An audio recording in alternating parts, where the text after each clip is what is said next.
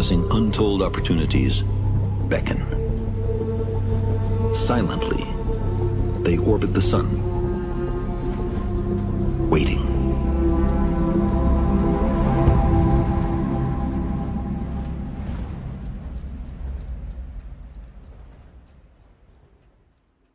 A quick smack around the face always works. Ooh. Oh. Big quick smack around the face? What's going on? What have I missed? What have I missed? Handprint I've got on my face when that's just like. Yeah. Okay, so is everyone able to hear everybody? I just want to make sure audio is Hopefully they can good. hear me after what I just said. Complete joking if anyone did actually hear what I said. What's that? Let me know how. Supposed to be using, Check hashtag audio so I can turn people up if they're too soft and vice versa. I think I'll turn everyone up a bit. Audio check, please. You can't hear Mac. All right, let's turn everyone up a bit then. Bullshitting. He's bullshitting you. Soul's bullshitting you. He's got to be bullshitting. Yeah. Can't hear Mac, so we're up to 100. We'll bring everyone up. Let's bring everyone up. Let's bring everyone up. How are we doing? Oh, wrong channel. There we go. Wrong channel. Don't accidentally hit the AFK button. It's the one thing that's a pain in the ass is audio. How's audio now, guys? Can everyone hear everyone okay? Talk for me, talk to me, talk to me. Okay, so we'll just imagine that everybody's good and we'll just keep rolling onwards. And if anyone wants to tell me if anyone's too quiet or whatever, I will try and adjust to the best of my ability. But welcome, guys. Episode 52, Addicted Podcast. 1 year.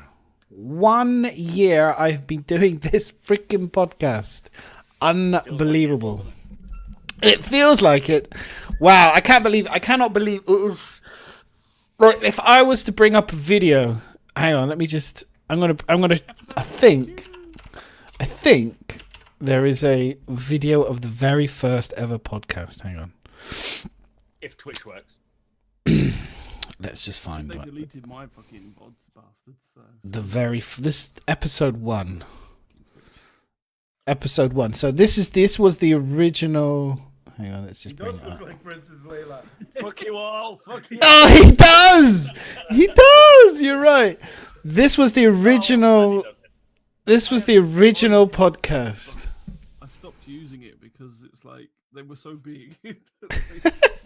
All right, whatever. There it was, January the 3rd, the Addicted Podcast. Nice. That was it. So that was the original cast. So we had Pathogen, we had Biomechanical, we had Kurosaji. This was the original team, and you had myself. On this episode, if anyone ever curious, I actually had masking tape on my headphones to keep my headphones from staying on my head. We need to start a crew of headphone fuckers. Just an observation though, of those 4 assholes, there's only one left, is there? It's of the four assholes. Well, Pathogen, I think, is just having a break. Bio's obviously doing what Bio's doing. Kira's doing what Kira's doing, and I'm still doing it at the moment.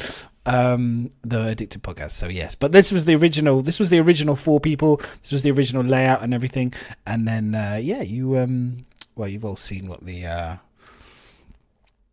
current logo and everything else. So it was interesting. That was the original crew. Now look at much. The original casting. What day was that? That was past. the anniversary. We've passed the end of the official anniversary's passed. It was. I think we did it. That was the 3rd of. That was the initial. That was uploaded on the 3rd, but I think we did it. Like literally a couple weeks earlier to that or something, like before Christmas, and then it was uploaded. So we're officially way past it. But yeah, there you go. The audio has everyone except Little Bit of Madness has little audio. Yeah, I'm struggling to understand why everyone's audio is so quiet. On your source, go to the Discord one and turn it up. On my source, yeah, I've done that. Sources. Well, what is it on Mac? Yeah, everyone's really loud. So everyone's physically everyone, or do I need to? Then you would have to do us all through Discord. No sound. Or voice meter, sorry. You can do it through the voice meter, I think. No, voice meter's just for you. Listen, man's not hot. He doesn't understand that. I know. I feel like I should run a freaking audio course for you lot. Alright, okay, so An audio course, fucking hell, the whole streaming course. Yeah, that's it. True. Mac does You need. need to get a green screen. right, try this, don't worry. You I'm got cranking- one, I know, but it's not set up. I'm cranking everyone up. We've been here before, haven't we? Yes. You know I'm my cranking- only way out of this one. I don't understand why everyone would be turned down so low, but I'm guessing it's... I don't know. It's normally fine, but since I've been doing it through the virtual audio cable, everyone's suddenly gone really quiet, so... Oh god, I fuck it. Honestly, Streamlabs... Discord, then that's about the extent of my knowledge. Yeah. I've turned everyone up on Discord to nearly 200%. I've increased the voice audio output cable, output volume. Yeah, output is now up at 200%, so it's like fucking at the max. It's at the max. I just don't understand Everyone at what. home, turn your headphones up. There you go. Yeah, I'm not quite sure. I mean, I can't turn it up anymore. Our remote's still dead as well. What are Twitch doing? Mine are working. What? Everyone's Mine loud. aren't. Oh man. Emotes are dead. Lame. Not for everyone. Lame. But for me. Anyway. Right, so the other How- thing you can do is add a gain on the Discord. Oh, Again. Oh, what, the audio? Or actually on Discord? no, on your XSplit. Amazing Figure. grace. How sweet the Um, sound. What's the next line? Last- Nobody knows. Who cares? I'm not quite sure how to enable a gain on that. What is the issue? Is everyone just too Only quiet? XSplit users. We're all really quiet. Like, are you guys OBS crazy? and- Right. and sorry, OBS and what do you call them? Streamlabs. Using it. Yeah. Already. Something. Don't know what. I've installed it. And You're good. You seem okay on mine. I just put you on my iPad and you seem okay. They're trolling you then. Are we good? Are we passable, guys, for audio? Yeah, Very fine. fuck you. We'll be fine. You're fine. You're fine. well, Fuck, on mine, you're fine. Very quiet. We're all quiet, but okay. You seem Well, alright on we said mine. that earlier. What was it? Red something, right? Who needs to hear us anyway? I'll turn myself. I mean, I can turn myself down a little Red bit. Dawn. Someone's saying you have to press F5. Maybe it's Twitch then. Rather Press than... Alt F4. That always helps.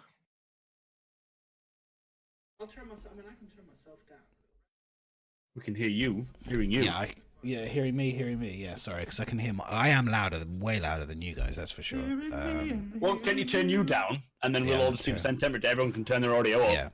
Yeah, that's what I'm doing. I'm just turning me down, and then I will bring my balance in. So I bring my down 50%, which should bring everyone in.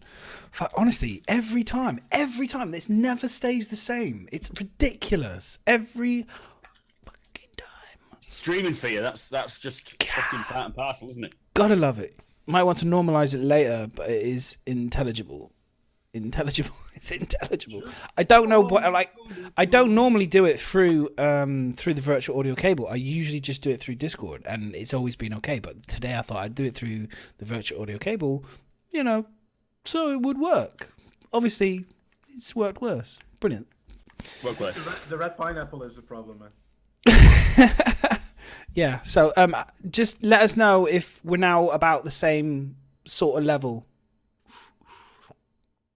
We're about the same. I mean, if not, I'm trying to think of what else you can do to change it. But I don't think there's anything else I could do. Only thing I could do is literally just go back to just playing the audio directly through Discord and not have it through the virtual audio cable. But then that just means me fiddling around for another 5-10 minutes at the beginning of the show. Let's fiddle around a bit. Let's do that. You want me to fiddle around with it? Is it that bad? Yeah. Just do it. I had a weird fucking dream yesterday, man. That's why I wanted you to fiddle around with it, so we can start telling you about the dream. But a weird. No one's gonna hear it. But I can't fucking chat anymore. I can't see chat and I can't chat. I can. Is see that's a good thing? Then we don't hear your keyboard all the damn time. Whatever. Whatever. Magical keyboard sound. That was a good Layla impression, though. Whatever. She never said that, ever. What did you say then? Right. I There we can't go. think of any So, quotes. I've changed the audio. I think everyone should now be about 1,000,000 times louder, right? Hello! Hello. Hello. We'll spend another an hour and a half doing this now. Sol is very low. That's a good thing. There we go. Yeah. Sound is loud. Sound is loud now. Oh, surprise, surprise. We'll stick with that. That's good. Loving me and loving you. It's better to be too loud because then they can turn us down. They can turn you down. Exactly. Right. Which is So what let's women get have the been doing all balance. my life. Let's get the balance right. Let's get the balance right. Right. Okay. Bloody hell. Perfect. The thing is, they got a 30-second delay, so they say it's too loud, so you turn it down. Then they say perfect. He's like, oh shit, no, that was before Yeah. it was perfect, so you turn it back. That Yeah, delay's I know. a killer. This is it. No. This is it, exactly. It's like fucking. What's it like? Tell us. Finish that Yeah, everyone, sentence. we need you guys to tell us whilst I disable all these All other. good Oh, now. good I'll now. stick with that. Don't touch Let's anything. keep it. Let's go for it. Hang Go on, for I've got to it. well, you guys talk. Just talk whilst I disable, because I've got to disable the audio from every single fucking channel. I mean, we could go around what we've all been doing. Yes, do that. Let's do that. What we normally do. That really important thing that we introduce everyone. What's everyone's been up to. So go for it. Go.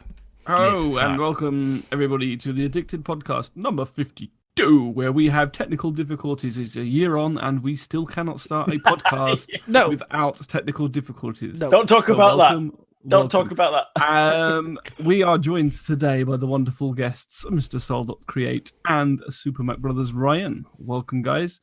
Cheers. Why don't you tell us what you've been up to, Sol? If you want to tell us what you've been up to for the last few course, weeks, or do you man. want to finish eating first? No, I'm good, man. I'm good. I needed to uphold my old tradition of grabbing food just before the podcast Yes, starts. it's so. really loud and crunchy food just before we start. That's what I like. No, I And getting grabbed his chocolate. trousers on. I've toned down a bit. I've grabbed chocolate and Tone stuff. down. Tone down a bit. You know. On a serious note, very busy with work within the beautiful Twitch community, doing my designs, panels, overlays, etc. Books full up until mid-February at the moment, so that's been great. Yeah, Sol, congrats on that endeavor because you just started that quite recently and you've done really well, mate. So It's been Good man. to get into. it's a lot of work. I make long days. For example, because I have a lot of American customers and I'm constantly dealing with them. For this upcoming month, I'll probably be living on a American time schedule, so I'll be sleeping during the day and I'll be up during the night. yeah, those Which I Yanks did can be a anyway. pain in the ass. Oh my god, yeah. Been doing some streaming as well. On a daily basis, we're back again, 8 o'clock every day. Been doing some Hellion with drones, been playing some Star Citizen. Hopefully some Tarkov soon as well, which I wanted to do. But mainly we'll keep it with creative streams. Tuesday to Saturday through to Saturday. Sunday and Monday are my days off. And yeah, I've seen a lot of people return, which is great. Very happy with that. And we'll keep on grafting, man. Keep on doing that work. What is the work? For those I've done the panels for Crucian. They're done. I couldn't talk about that because that was all introduced in 2018. I can tell you now. Overlays, stop, start, streams, all every graphics a content creator on Twitch would, could, or want to need is what Solid creates. Awesome. So if you need anything, hit me up, solidcreate.com, or grab me on Discord. Discord.gg/solidcreate. Good stuff. Good stuff. Mm. And Mr. Super Mac Brothers. You've got a Feel free to link it, dude. you've got you do like a hairdresser's weekend, don't you? Sunday, Monday.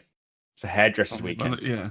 Well, I still work then, but I try not to stream and have a bit of, just. Bit of soul Oh, time. I was working too much. I was doing 12-hour days every damn day, and I had to say to myself, okay, now you need to just cool down a bit, Do a bit of yoga. Yeah, I don't drive a Ford Escort, though, so I'm good. Cabriolet. What's wrong with the Ford I thought they Escort? drove MG. It's a car dresser's car. It's a car No, dresser's it's car. not. Car dress is a car dress is car. Hang on. Whoa, what is a car dress? I don't want to know Car what a car dresser's dress. I want to know what a car dresser is. That sounds fantastic. I want that job. I It's want to be a basically- car dresser. Get up it's in the basically- morning. It's Ooh, basically a skirts, chic shall we word wear for today? someone that cleans cars. What colour wheels are we wearing? What colour wheels are we having? What rims am I putting on today? Rims am I putting on this one? We all like a bit of rims. Bit of rusty trombone. Moving nicely on from that one. Mac, do you want to tell us what you've been up to? Sol, did you get your link in yet? Oh no! Oh, that was what I was doing. Link yourself in. Get yourself in there. Don't worry. Do it. Link yourself in, mate. I've been wasn't ill, fun. to be Give 'em a honest. phone. I've just been ill, doing nothing. I was really getting into streaming. I was really excited for 2018. Making this the year of Star Citizen, definitely. And I was all hyped to go, and then I got struck down in the prime of life by Australian bird flu, or whatever the fuck it's called. I don't know what it is. But I it think won't- everyone's had it. Yeah. Everyone's had it. But it was only for 3 days. I was sort of, I was snotty. I couldn't really talk. I didn't want to. One of my latest videos, you can hear how snotty I was. And that was on a good day. So, but today I'm back streaming, which is good. I did a stream earlier today, which was a lot of fun. Thank you everyone who joined me. And yeah, I'm not going to be streaming tomorrow, but I'm planning to stream the rest of the week. Checking out a new band on Thursday, getting my haircut tomorrow. Busy week. Yeah, it's going to be good. I'm enjoying it. So, yeah, that's pretty much all I've done so far. Oh, lots of giveaways, though. We've got a Banu Merchantman giveaway happening right now. We've also got a fuckload of giveaways in February. I Don't even know heard. where to I watched your YouTube and you reeled them off, and I was like, "Holy shit!" That is a lot of giveaways. Keep up with it. It's Someone literally, basically broke into CIG and just nicked they have. It's amazing. They've stolen all the ships. And we're trying to do a subfest at the moment, trying to... A subfest. Basically. Yeah. These are not cheap ships, though, to be given away. That's the thing. It's not like it's like chump ships. It's like reclaimers, freelancers. None of those Merlin shit. Yeah, And lists. yeah. None of this starter pack rubbish. $35.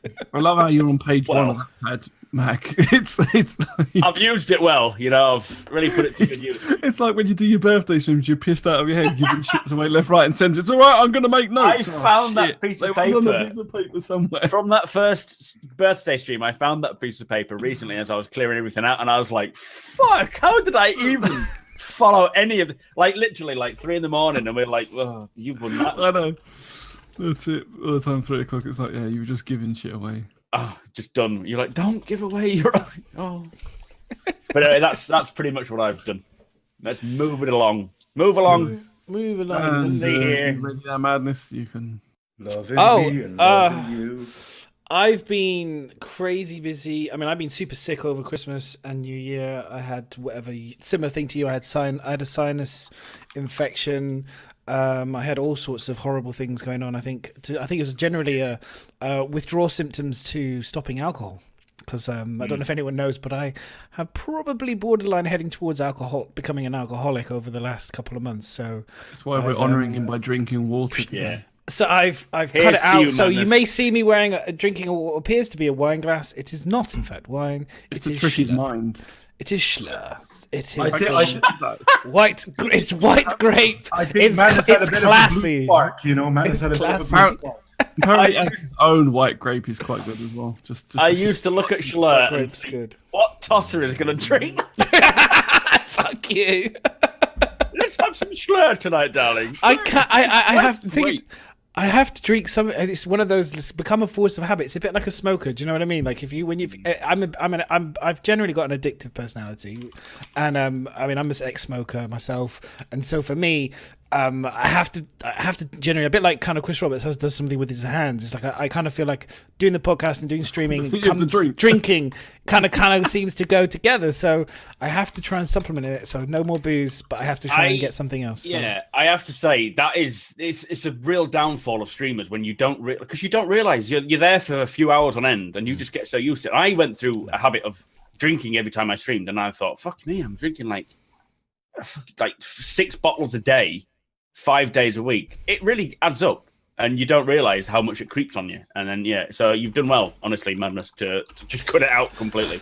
Good man. Yeah, I woke up, and I had a like, it just was not well, and I just was like, you know, sometimes not being well and your body's kind of saying to you, like, you're doing too much, you're pushing too hard. It's time to just take it easy and make some life changes. And so I did it before Christmas. I didn't do it one of these like New Year resolution things. I just was like, nope, I'm gonna change some shit up and get healthy, and it's making a big difference, I have to say. I mean, I miss it, I'm not gonna lie. I like getting shit faced. It's just part of what I've been doing for years, but I recognized that it was causing not permanent, but it was causing some damage, and it was time to call it a day. So No, we did an intervention with a little bit of madness. yeah, I had a few people say, calm down. Madness, Calm you the need to fuck start down. drinking Schlur, mate, because you're down in these. So now the Addicted podcast is starting again. He'll probably start drinking. I'll be back on it again. Exactly. The stress of this lot. To be honest, though, the more you stop drinking, the less like you think about it. You just have something else. Yeah, And exactly. like I do drink now and again, but hardly anything compared to what I used to, because it just became a habit, which I think is what happens. Break that habit, it's not so bad. You know when it becomes, and I had it over the last few weeks. When I found out about 62% rum and pineapple juice, that's when it went a bit wrong with me. So I had to I had to say to myself, Bram, you don't drink this like Coca-Cola or like 7-Up or something. Maybe you just need to drink it in the evening. But the evening for me is like 2 a.m. You know what I mean? So it's like really weird. I basically went to bed drunk at like 7-8 o'clock in the morning. Everyone's waking up here in the UK. I tell you what, I haven't done much though. I didn't play any Star Citizen over Christmas. Mainly because I was away. But I didn't play any Star Citizen. I didn't have a real inclination to want to play it too much. Get off this if I'm being podcast. honest. You know what it is? I didn't. I was like, the combat wasn't there, so for me, I was away for most of it, and I did come back for a week. But when I came back for the week, I was like, I just didn't really want to kind of do it. I was like, I want to kind of chill, and I want to then. I had plans. I've got a lot of plans for this year in terms of the stream and everything else that I wanted to kind of put in place and kind of write down. And you'll hear a bit more about that kind of stuff later. But, you know, I just wanted to do that, you know, so I didn't really play Star Citizen. But I kept my, you know, I was reading up on the news and, you know, checking what's going down in terms of Star Citizen. Obviously, not a lot was going down because everyone's on holiday. So I was like, well, they're on holiday. It's a good time for me to be on holiday as well. So. You know what it is with Star Citizen at the moment? I don't know how it is for you guys. I think everyone's having the issue. I'm not getting more than 20 frames, you know, and it's playable above 16, I think, you know. But I think to get the optimal experience, we want at least the 30, you know. I'm That would great. make this, Great today. Me and Miz, we played. got- I mean, yeah. it was much better than the PTU. The PTU was got a better, lot- worse. it's than got a that. lot better. It was a lot better than the PTU, don't get me wrong, but I think maybe we need to wait a little bit more till we got that little bit more performance, and then it's going to be perfect. I'm still having fun, you know. I'm still having great fun. I miss the 10 frames. I miss the 10 frames. It won't feel like the same game when we get 30, 60 FPS. Oh man, it's going to be madness. Like, what is this? It's going to be madness. It will be madness. No, it On will Schlur? Be, On Schlur, yeah. on Schlur, madness on Schlur. It will be. It's like madness on On Schlur. Schlur. At the moment, it's going to be. Don't even know what that means. I'm going to I have guess to get as an the emote. greatest We'll have to get. They have to get the Schlur remote going across the screen. At some point. Oh, that's a great drink. It's actually really nice though. I take the piss, but I really like it. It is all right. It's always at Christmas time. I think it was you because I don't was have at one my with parents. elderflower in it. That's a bit weird. Yeah, It's- no, that. It's this because is it's the best. advertised as the adult cordial or adult soft drink or something, isn't it? So guys, I don't I'm a know. non-UK citizen. Well, I'm living in the UK, but I'm a non-UK. What is Schlur? Okay, so it's all right. So Schlur is it's light on its feet. It's full of delicately crisp white grape juice. Has an occasional all sewn up. Basically, has the occasional sewn up. It's like a non-alcoholic wine, but it It's a doesn't really taste non-alcoholic like Listen, wine. if you leave that in the basement for a couple of weeks, No, it's it'll be alcoholic. still I tell you. it's nice. There's cauliflower in it. It's nice. It's nice. This is not the. This is not. But if anyone's tuned in, this isn't the Addiction non-alcoholic. channel. That's why it's called addicted. It's just like we're talking about everything you've given up in January. We've got Yeah, so it's I a can grown remember that gambling soft next. drink. This is all about. This is the rehab. This is actually the rehab show now, and we're all kind of like in rehab. This is no longer the. Did they put you in an asylum by any chance? Probably, yeah, I think so. Oh I my think It's so. like, welcome, my name is Madness. I used to be an alcoholic. Now I drink Schlur. drink My Schlur. life is Back on track. Back on track. It should be the Alcoholics Anonymous drink. It That's should what be. they should advertise it as. It would sell fucking loads.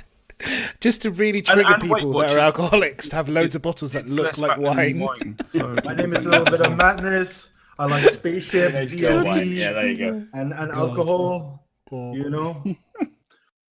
It's a teenage girl's wine. It's not wine. It's not even wine. There's nothing in it. It's to drink The something. hairdresser's drink. Yeah, because I tried the I've tried the non-alcohol. I mean, I know we're talking about. I'm sorry for anyone that's come in to talk about Star Citizen, but wasn't much to talk about anyway. yeah, there's nothing to talk about. I drank the non-alcoholic beers and stuff. I've tried them. I've tried a few of those, different types of ones of those, but Isn't that they're good, man? they're horrible. I was They like, are horrible.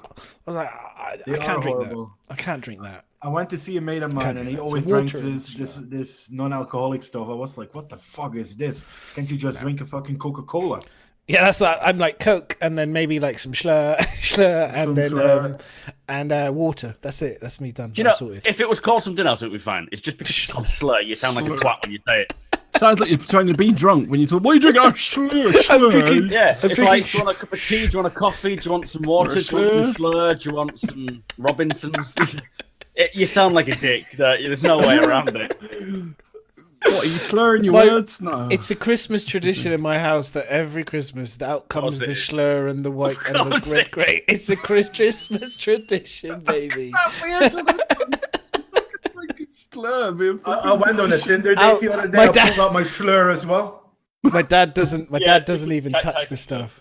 My dad That's doesn't 'cause touch he's the a stuff man. He's like, because he's like 3/4 of a bottle into a bottle of wine. Like, I ain't having that fucking shit. touching that, yeah. I ain't touching that crap. That's for the girls. the alcoholics like you. And he's like, so they're slurring his words. I'm like, oh, would you like some Schlur, Dad, for your slurring Schlur his words? words. Slurring his words. Right. Okay. So, Awesome. So to start, back to Star Citizen. Which would be quite fun. What's the latest? Oh, the latest on the news will be the Website. Crytek. The Crytek. No, we'll do the Crytek as website well, later. Crytek But the as well, Crytek, we yeah. may as well cover the lawsuit, as it were. The law. The law. Let's cover the law. The lawsuit. The latest information on the lawsuit, I believe, is that CIG is just like Crytek's got no leg to stand on, from what I could read. yeah, they gave him the the gaming license agreement, and was like, well, everything you've just said is no. Go. I haven't Who really wrote read that? anything about it because it's all law stuff and everything. But the little bit I did see, I think someone said basically the key line in it is that in the agreement it says neither company can sue each other. So Yeah, it was. Well, I've got the link. Yeah, if that's the case. What the fuck's going on? Basically, you can't sue each other over any. So even what it means if you break your contract, you can't sue each other, and they both signed and agreed to that. So it kind of, it's the end of. If you've not seen that video, this is Leo French or Leonard French, and he Leonard. basically is a lawyer and a tinkler or whatever, tinker, and he basically broke it down in an hour. I mean, Board Gamer broke it down in 20 minutes. I broke it, And then we took it down in 2 seconds. in 2 we seconds. just broke it. Just broke it into 2 seconds. It literally is like exactly what these guys said. I mean, I don't understand how Crytek could think that they would sue them, but then withhold the gaming license, like the original one, and then not expect CIG to go, hang on a minute, you know that original one that we've got, the same as you? Yeah, we're just going to show these guys because it's clear that you're talking bullshit. I mean, I think it was a last-ditch attempt to try and salvage something to keep their company alive. It was one of those sort of things where they're in the meeting room and they think, "Shall we try it?" It's like, It's also- there's a potential. It's But it also made a it bit worse. like- It made it worse, though. No, Or not the- really, because they're fucked anyway. Basically, what it boils down to is they're going to probably end up going bankrupt because they've got no money anyway. And a lot We of might as well say cases, stuff. like especially in I know in the NHS and stuff as well, like, if you've got a complaint, there will be a point where they won't bother investigating. They'll just settle out of court because it just clears everything away and you can brush it under the carpet. So they were probably hoping that they make it look like a nice, strong claim. Someone will go, do you know what? This ain't worth the hassle. We'll just dust it under the carpet, give them a little settlement out of court. They grab a little bit of cash and then boom, off they go. CIG wasn't having that, obviously. They're like, No, it was like a we've mic got drop. tons of money. It was like, We've got a lawyer. here's the GLA. Yeah. But the thing is, it's the only downside is that it sparks the trolls. Not that we should really concern ourselves with the trolls, because Doesn't make much difference, does it? No. Because they're just going to spark off of anything. Yeah. That's just one thing of It many. just gives them something else to go for. But as we all knew, it was one of these things that was just like most big companies get sued for a lot of things, and often the smaller companies win or whatever. They have to pay a little settlement. If that was the case, it wouldn't have stumped development or anything like that. It's a separate thing anyway, because the accounts and so forth will be much bigger than what we see. But it is what it is, and it's now pretty much dissolved, which is good news for Star Citizen. Definitely. Not that I was concerned. I wasn't concerned in any way. And I expect over the course of a few years, we'll see some more people trying to... Yeah, I was just about to say that. I think when you also get a company that's big and doing well, I think you get that anyway. People will think, I'm going to sue you for... And they'll just try it on. Someone making money, someone will try it on, and especially in places like California. So I mean, I'm suing Mac next week. So. Yeah, I've got my lawyers on the case, and I know how he handles his... I know how he owns OBS, so I know he's not going to be able to countersuit it. It'll be fine. Honestly, you can have everything I own. It's not like I've gained it, I've lost anything. It's like whatever. You'll get that little black beard that he has. You can have that with great pride. I put that in the charity shop. I've got the charity shop now. It's gone. Rats. That's a shame. Damn, that's only I sound of his That was like 50 pence worth there, wasn't it? That would have covered something. I wasn't surprised though, Mac, by the reply of CIG. It's like, remember when we as a community moaned about things, how they reacted? I expected a similar reaction and they did. You know what I mean? Yeah. They were like, you know what, stick it somewhere where the light don't shine. And I think it's good, but it was the wrong time to do it to CIG as well. They're just getting out more in the open into the general gaming world with the magazines and all the general public paying more attention to Star Citizen than they used to do before. Yeah. And Crytek came and threw it in there, and CIG was like, back at you. You know what I mean? Yeah. And I think it's they show really they're not idiots. They've thought out what they did before. They've thought out, okay, we're going to switch engine or we're going to do something else. Let's check before we do it. They're not morons.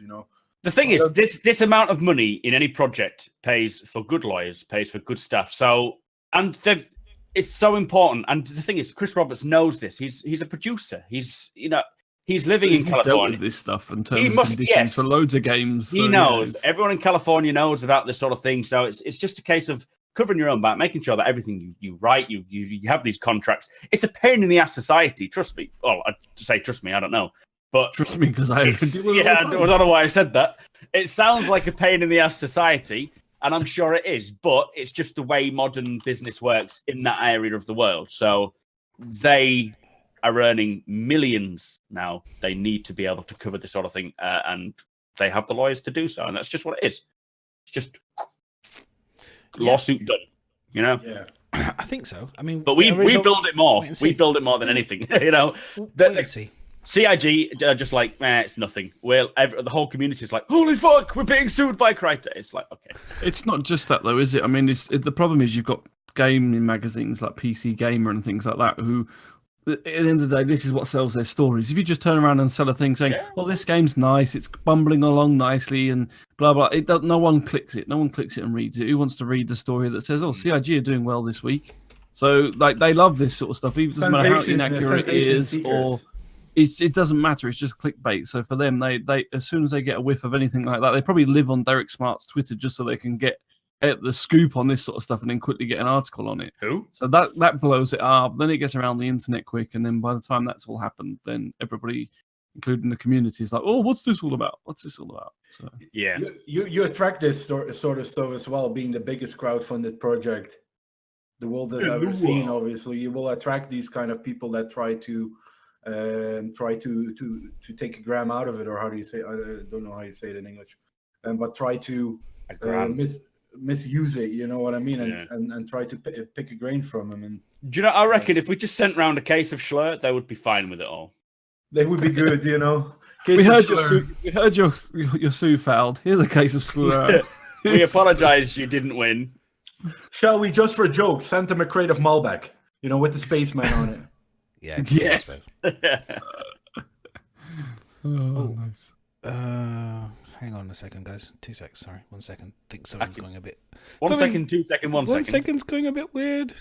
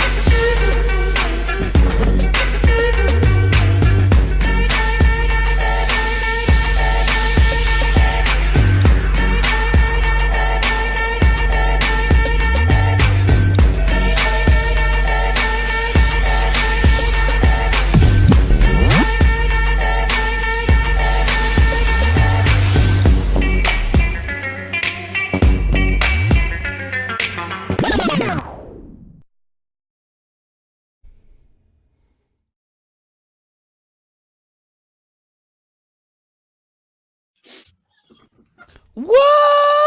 Oh my god! What the fuck just happened? Oh my god! It's almost like crazy. Ah! Welcome, guys. Welcome everyone to the new podcast. What? So, what's happened? What's happened? Yes, I hope you enjoyed the little brief introduction and a little bit of bouncing around. That video, by the way, is absolutely insanely cool. Love that. Love that video. It just makes you want to just like. So what's happened?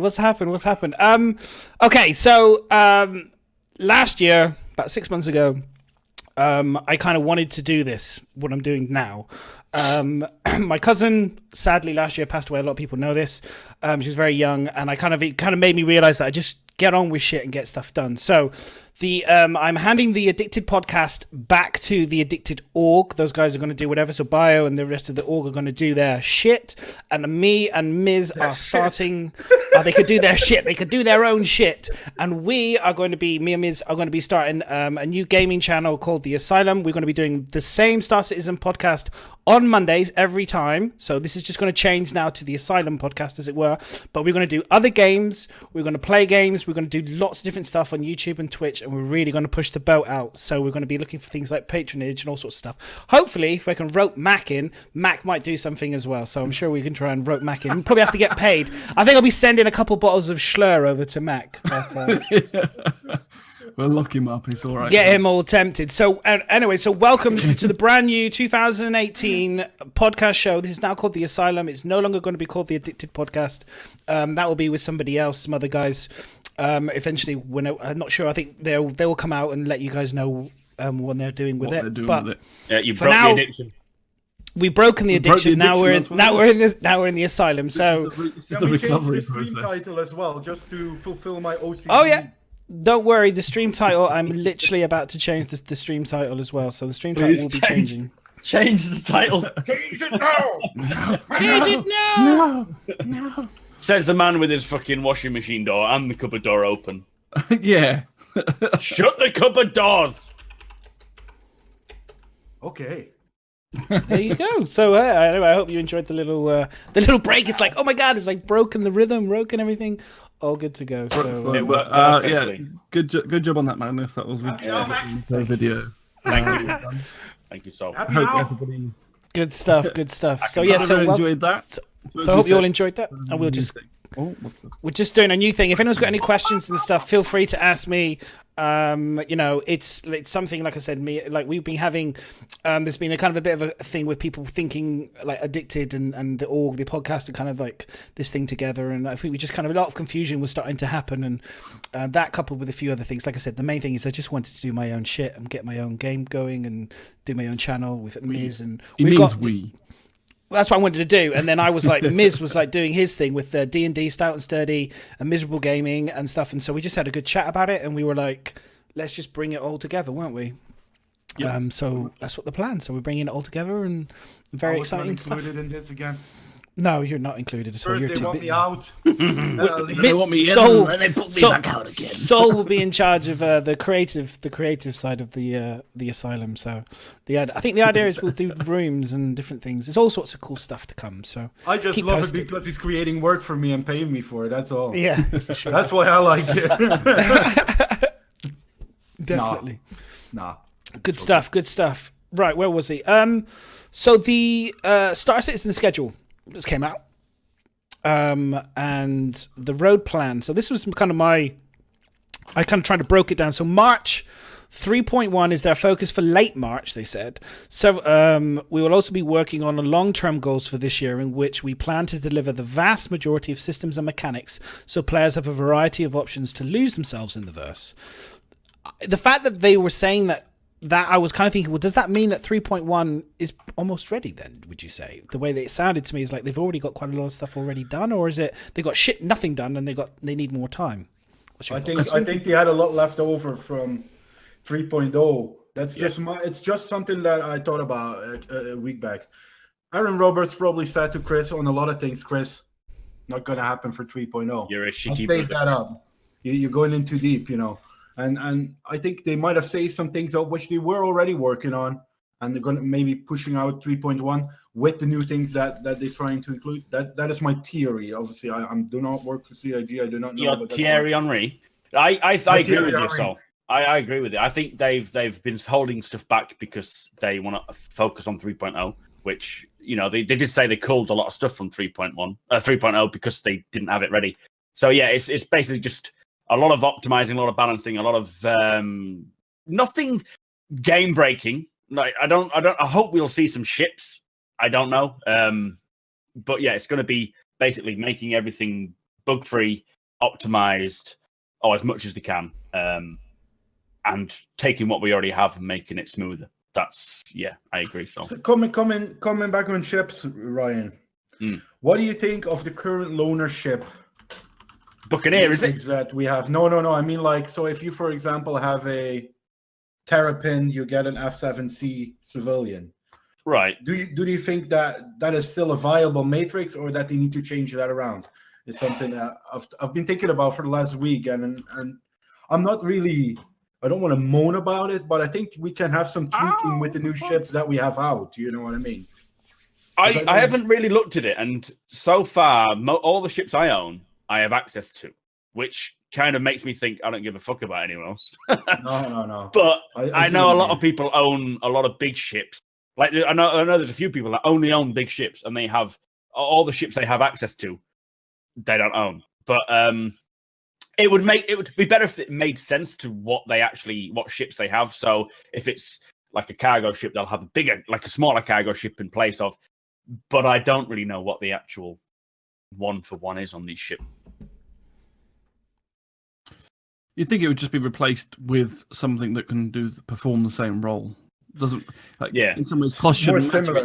It's not their fault that it's not in game yet. As a customer, you bought it, so just swap it for something that can perform a similar role. Really. Yeah. Definitely. How do you feel about it, But going back on the actual point, which was the I'll tell you later. The schedule thing is that I think also with the 3.0 is that's what they said in CitizenCon, was it, in that when they get to a point where they want to release it, like say in March or whatever, they're going to just put in what's done and finished, and what's not is going to be not included and put into the next build. That's so I suppose we're kind of seeing that flow on from that. But I also think that the announcement where they said they're also working on other things at the same time, I think they've told us before that I think that's just a little reminder to people that that's what they're always doing, because that's what people think. Oh, you've only been working on 3.0, and they've said that a long time. No, although the focus here is on 3.0, we do have people in different studios working on different things. And I think that kind of just highlighting that, look, we're not just working on 3.1, we're not just working on 3.2 and whatever. I think we'll see a lot more.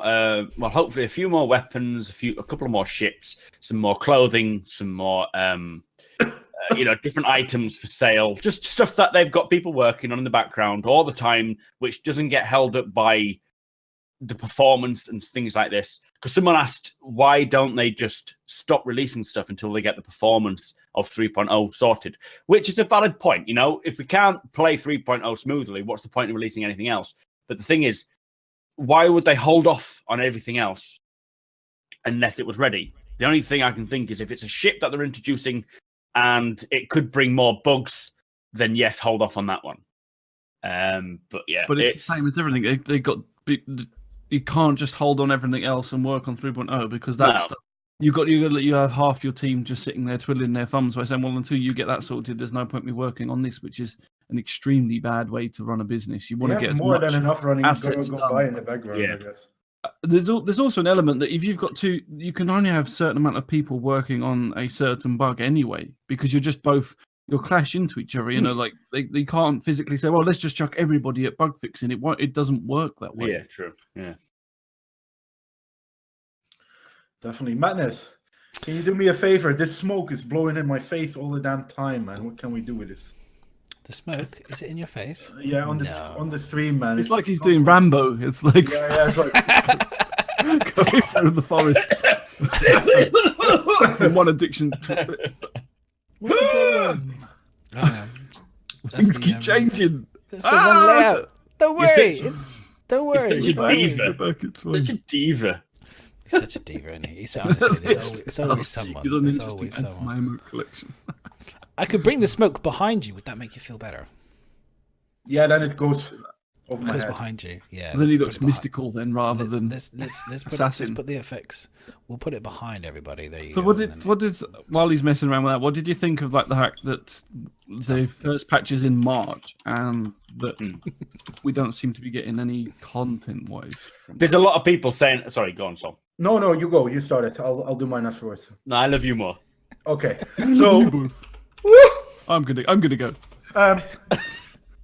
What was I saying? I forgot about it. For fuck's sake. Just because Eden Stars just pointed out the addition of the ass emote. I don't know what's going on, Eden, with everyone seems to be doing ass emotes these days. I don't know if I started a trend. Twitch. I don't know if I started a trend. That it took his idea. I know. I'm a bit so. I was like, It's male bum cheeks in speedos. That is.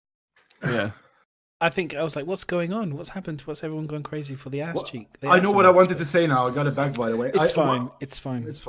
What I hope is that they at least come through with March. You know what I mean? And it's not going to be like October, August. I hope that they calculated in that there can be mistakes. And hopefully they said to themselves, we want to be finished in April. But we just put March just to be sure, you know what I mean? I hope that they calculated it in this time. You see, yeah. I hope that they fix the 20 FPS, though. I hope that we get a fix in between for FPS and maybe smaller bugs like Tinky said earlier, the missions that are bugged and that sort of things. But I'm afraid, let's be all realistic, that it's not going to happen. I wish. Well, hang on. But 3.1, the 3.1 is about enhancing performance and polishing the gameplay system's UI, including ships, system traversal. A large balance pass will be of the economy, improving AI for spaceflight and combat. So there's a great deal of stuff that this is to do within the March period of time. So there will be a big improvement to the game. I mean, I think that's easier for them to hit because there's not actual content as such with that. Yeah. They will. Not... Yeah. Sorry to interrupt. Go on, you go for that now. Go on. Come on, just talk, boys. Don't be so nice to each other. The main like these patches they will hit. That's the reason why they do. Like they've said that they don't have to hold off content for the main patch of 3.0 now because 3.0 was just the what they call it, the foundation. So that was so important that they couldn't really introduce anything else until that's done because it would be pointless. Now that's done, we're going to see lots of stuff come in, and what will happen is, like they've said, if something isn't ready in time, they will just delay it till the next patch. But it won't hold up that patch. So the 3.1 will be whatever we get 3.1. And a lot of people, I think the question is, Miz said something about not getting what we expected for 3.1, like mining. A lot of people have pointed out that we were supposed to get mining for 3.0. We got the prospector, we didn't get mining, and 3.1 doesn't include mining. So it's the next one, the June patch, which I think it's frustrating. It would be nice to get these mechanics in, but I think what they're doing is they've got 3.0 sorted. They're going to do a lot of balancing, a lot of optimizing to get 3.0 what they want it to be as a live release, because they pushed it a little early. It should be 100% stable, not fully optimized, but optimized to the point that it's playable. And it wasn't, because they wanted to get it out before Christmas. So what they're doing now is they're focusing on getting it as optimized, as balanced. And the economy ships, everything like that will need a lot of balancing throughout the course. Like everything will need balancing. Just FPS weapons, clothing, armor protection. Everything will need balancing. So they're getting that done with 3.1. You are, sorry? They'll make some small improvements, I imagine, to some of the frames, like as they always do. A little bit of here, a little bit there, but it won't be huge. What you want, Sol, is what Space Hip Trading says. The same thing. What I would have said is the frame rate won't really get fixed until a lot of the object containers and stuff in September and later. That's what I thought as well. And it's not a super bad thing, but I'm like. Yeah, it's playable. I'm having a lot of fun with people. Don't get me wrong. I'm having a lot of damn fun, even though not everything is working correctly. You can still, and I mentioned this before in the podcast when we were still running. You make your own content anyway. You grab 3 people and you're gonna get shenanigans in space. So there is enough to do. To keep us busy. Exactly. But yeah, as long as your ship's got a bed in the back. And some schlur.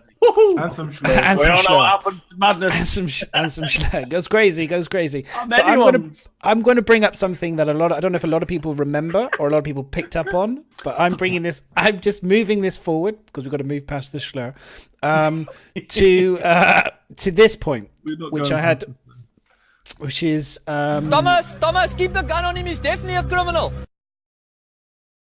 Okay. Yes. Sorry, Thomas. You didn't finish a sentence. He's definitely a criminal. I don't quite know what happened then, but never mind. I suddenly got like an audio blast in my ear. I don't know what that was. I don't know if that's an old. I don't know what that was. It must be an old sound thing I haven't switched off. Never mind. It's the prawn you're downloading, man. It's the prawn you're downloading. Oh yeah, right. Okay, hang on. I just realised. With this background, the most dark top, I look like I'm doing something from the Queen album or something. You're one of the Kingsmen. D'Artagnan. Before we get to it, no, here it is. I got it. Oh, fine. I got it. Sorry. I got it. Fuck you back. Fuck you back. I got it. Okay, so this was at Gamescom. Aaron Roberts was answering a question from Disco. Oh, look, it's me down there. My SMB notification. I'm famous. Oh, look, there you are. Just getting reminded about stuff. So this, I'll play it. Will there be a way in 3.0 for players? You might have to listen to the stream. That they don't have access. I need to do what you do, Miz. Feed it through. A test run for it. Or well, I mean, you'll be able to buy it. You're using, Alpha UE. In 3.0. Yeah, that's the idea. Basically the idea is you can, stuff like that. You can be any kind of stuff and things like that. So. The whole idea is if you've obviously been good enough to support the game and obviously got a package and stuff like that, then you have the ship to fly. But also the idea is we're going to be earning as we go in, we're going to be earning money, so you can buy items for your ships, you can do stuff like that, and also and get the other stuff. Now I have to say so for 3.0. Actually, waiting for you to finish. Yeah. So, but I actually think that's probably not going to make 3.0 now. It's more like 3.1. But the 3.1, okay? So I don't know if you heard that, but basically that's 3.1. They're saying AUEC will buy ships. That's what Aaron was saying. Yeah, that's true. So, but that's something to be interesting about. So there's no mention of that, so there's been no mention of it, and that's disappointing. But Aaron said it at and this was last year, in 2017, that they were talking about it, and he mentioned it, and I was a bit like, ooh, because this is the big thing. Is like, without the ability still in game to be able to buy spaceships, it's still, buying space suits of armor and buying guns is all very well and good, but we still want to buy spaceships. That's ultimately what the goal of earning and doing these trucking things is. It's about being able to buy ships and stuff. So they need. He says it 3.1, and I'm like, well, where is it? Where is it? Where's the information on this? They didn't bring it up in the schedule. It's not in the schedule report. I think it's a good chance we won't see that for 3.1. I think they're currently working on a more in-depth schedule report, aren't they? That was just like a brief. Let's just jump on Spectrum and just sort of point out that it was on the official website, but it's just a very brief overview. They're actually going to have this month a more fully developed roadmap for Star Citizen's development, which should hopefully highlight things like buying ships and things like that. It's just a matter of getting the economy to a point where it's worth it. But if they chuck it in now, I'll be happy. I think also that when you actually read, and like you said, they probably do a more detailed one, so maybe it'll be a bit different. But from reading that schedule report, it's kind of more honest. Is that a better way of looking at it? Like in terms of they don't look like they've tried to overpromise anything. It's like like the March patch. Really, it's just saying we're going to tighten up on what we've just given you with 3.0. There's no really, we're promising you this and we're promising you that, and then not hitting it. So that's it. To me, that's what it all looked like. A lot more. This is what we hope. This is what we're more confident of actually delivering, rather than just for now saying all these. I agree. They should downplay stuff. Not downplay it as in don't hold back stuff. But if there's something they're not 100% certain about, or not 100% certain, but not confident about, don't say it, because if it does happen, it's going to be an added bonus rather than a disappointment, which I think is a good way of business in this game. They've listened to us. Yeah. Well, they've sorry, go on, miss. I was just going to say, I think buying ships is a big game changer in that respect. So it's probably quite difficult to do in terms of balancing the economy as well. But also, don't forget that's going to change their business model, because at the moment they're selling ships and selling concept ships. Exactly. As soon as they introduce, they're not saying they're not going to do it because they don't want to do it, but it is a big thing that they've got to be sure that they're ready for that impact, that being able to buy ships in game is going to hit them. It's massive. For their financial income, that's what they rely on now is their ship sales, and that's they'll still have concept sales, which will be out of the game because concept ships are not ready. But when it comes to buying ships in game, people aren't, and renting as well. People aren't. There'll be only a certain selection. They got to do it sometime. They got to do it sometime. So I mean, the way they got to do it. Big decision. It's a big. Yeah, I'm not saying they're not doing it a lot of planning. They don't want to do it because of the money impact. I'm saying they've got to plan it, but they've got to be sure they're ready in terms of the mechanic, and also ready for what the implications are with it. It's just a lot more. They've just got a lot more figuring out. Is this going to work? We know we've got to do this eventually. Is now the time? Because they don't have to do it now. They don't have to do it ASAP. They could wait till beta and then start giving you that sort of stuff. This is development. They don't have to do that sort of thing. The fact that my point is the fact that they've used the language already, because last year they talked about it being in 3. I mean, Aaron, I think twice now has mentioned it originally being in 3.0. This was one I pulled out again, him saying for 3.0, and then Disco saying no, correcting you, it's going to be 3.1. Then he's like, oh yeah, okay, 3.1. So they're clear, He's like, maybe, but I at the end of the day, I firmly believe they've already probably got it already there. It's already on the roadmap. They already know it's coming. They've already been planning the best they can. They know this has to happen. So maybe it's like one of those painful pills you're just going to have to maybe take and just figure out what the aftermath of this is going to be, because I don't think there's going to be a clear understanding exactly what's going to happen. Because the way I look at it is why not, rather than doing all the ships, you could buy suddenly all the ships, they could do a drip effect. So we could we're going to introduce 3 ships that you're going to be able to buy in the game. Rather than all of them, we're going to say we're going to have 3 ships. It's going to be like an Aurora. You can buy a Freelancer, and you could buy, I don't know, the Starfarer, for example. Those 3 ships. You could make it so that the ships aren't that useful or something, but are still fun to try and own and to get. And then they could then work out how that plays out for them, if they see any money losses or anything like that, or or however, or they can make 3 top-end expensive ships that we all have to try with work any hard business, for. you've still got to try and do summary reports. You've got to try and at least work out what you still have to have a projected idea of how that's going to impact your business. You can't just release something thinking, we'll just see what happens. Because if you go fucking bankrupt a week later, so why did no one see this happening? They will know exactly. Suck it and see. You've got how much they earn from it, though. They'll know what they earn from ship sales, non-concept ship sales, because concept sales will still continue. But yeah, they'll have an idea of how much they make from just ship sales, single ships or not game packages, because that will still continue, but single ships. And to be honest, in my opinion, it's dropped a lot. We get a little flux now and again, but because of the concerns with Star Citizen that a lot of people are seeing, the whole idea of buying more ships is kind of steadied anyway. People are waiting for more content before they spend more money. So I don't think it's going to be a great loss for them. It will be a loss, but concept ships are going to continue. Starter packages are going to, and I expect we'll see different variations and tiers of concepts of starter packages. I agree with you, and I agree with Uncle talking in chat. I think it will make them more money in the long run, to be honest, because more people will get involved in the game because they can now see that they can have ships by playing the game rather than. Don't you think that will create an atmosphere of I'll just buy a starter package, Aurora or Mustang? That's going to happen. Buy the rest in game. People should do that. People need to do that now.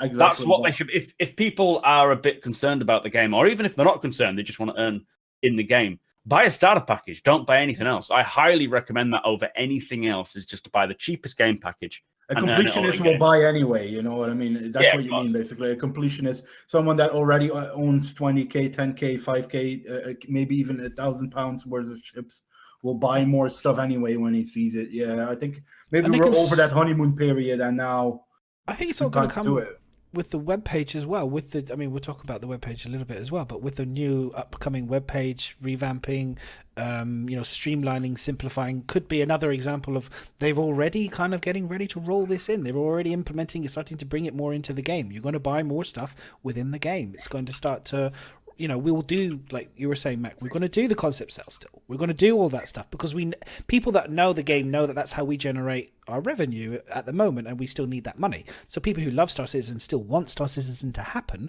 will still support the game and still give them their money because we are a tight-knit community. However, we need to get more people to play the game. So what is better when if you can't attract people at the moment with the current situation, there is no other better way than saying, hey, by the way, if you spend £30, you can now buy these other ships. You can actually buy the ships in the game. You can now buy the ships in the game to get more people in. Do you know what I mean? To get new players into the game now. They're not going to. Right there, yeah. They're not going to, they're like, well, I only want to spend 30 quid on it. I mean, there's other factors like the frame rates and the quality of the gameplay, mechanics, all that stuff as well, which will limit. Alpha. Sure, but knowing that you can actually buy some ships in the game, I think would make a big difference for a lot of new players. Yeah. So Captain Carrot makes a good point, actually, how having this 3 monthly update now is going to build confidence. I don't think we'll see an initial rise or increase in sales too much until they have the track record for these monthly updates. So I think 2019 is probably when we start. I think 2019 is the fiscal year for Star Citizen, but 2018 is the hype year for Star Citizen. We'll see a lot of people coming in and seeing like, okay, they're starting to deliver more. They're meeting the targets. Yes, things may be pushed back, but they're meeting the targets. And I think it will be a confidence builder this year to show that Star Citizen is true to what it's saying. It's the only reason why it was failing before is because it was more than they expected. It needed a lot more work. It was kind of like a real mind fuck of tech that was needed to be created, and they've now achieved that with 3.0. They changed the game. They have completely. They basically did. They changed the game, and now it's just a case of showing and building a reputation as a solid game that is coming. It's not a thought. It's an actual reality, and that is what's going to show the evidence that it's going to work. And then 2019 is when they're going to start selling it as we'll see a fluctuation. We only have nearly 2 million backers. We're going to see it go like that in 2019 at them. 2018 I'm not making any. I'm not making any predictions. You can go ahead and make those predictions. That's fine. That's not. I'm going to stay well and truly away from the predictions. However, I will say that this year, in terms of what you were saying about building confidence, like last year, I expected what I was hoping they're going to do this year. Last year, okay. So, but I'm going to wipe the slate clean. I'm going to say, okay, 2017 was a freaky year. Crazy shit was going on. I think everyone's learned from this.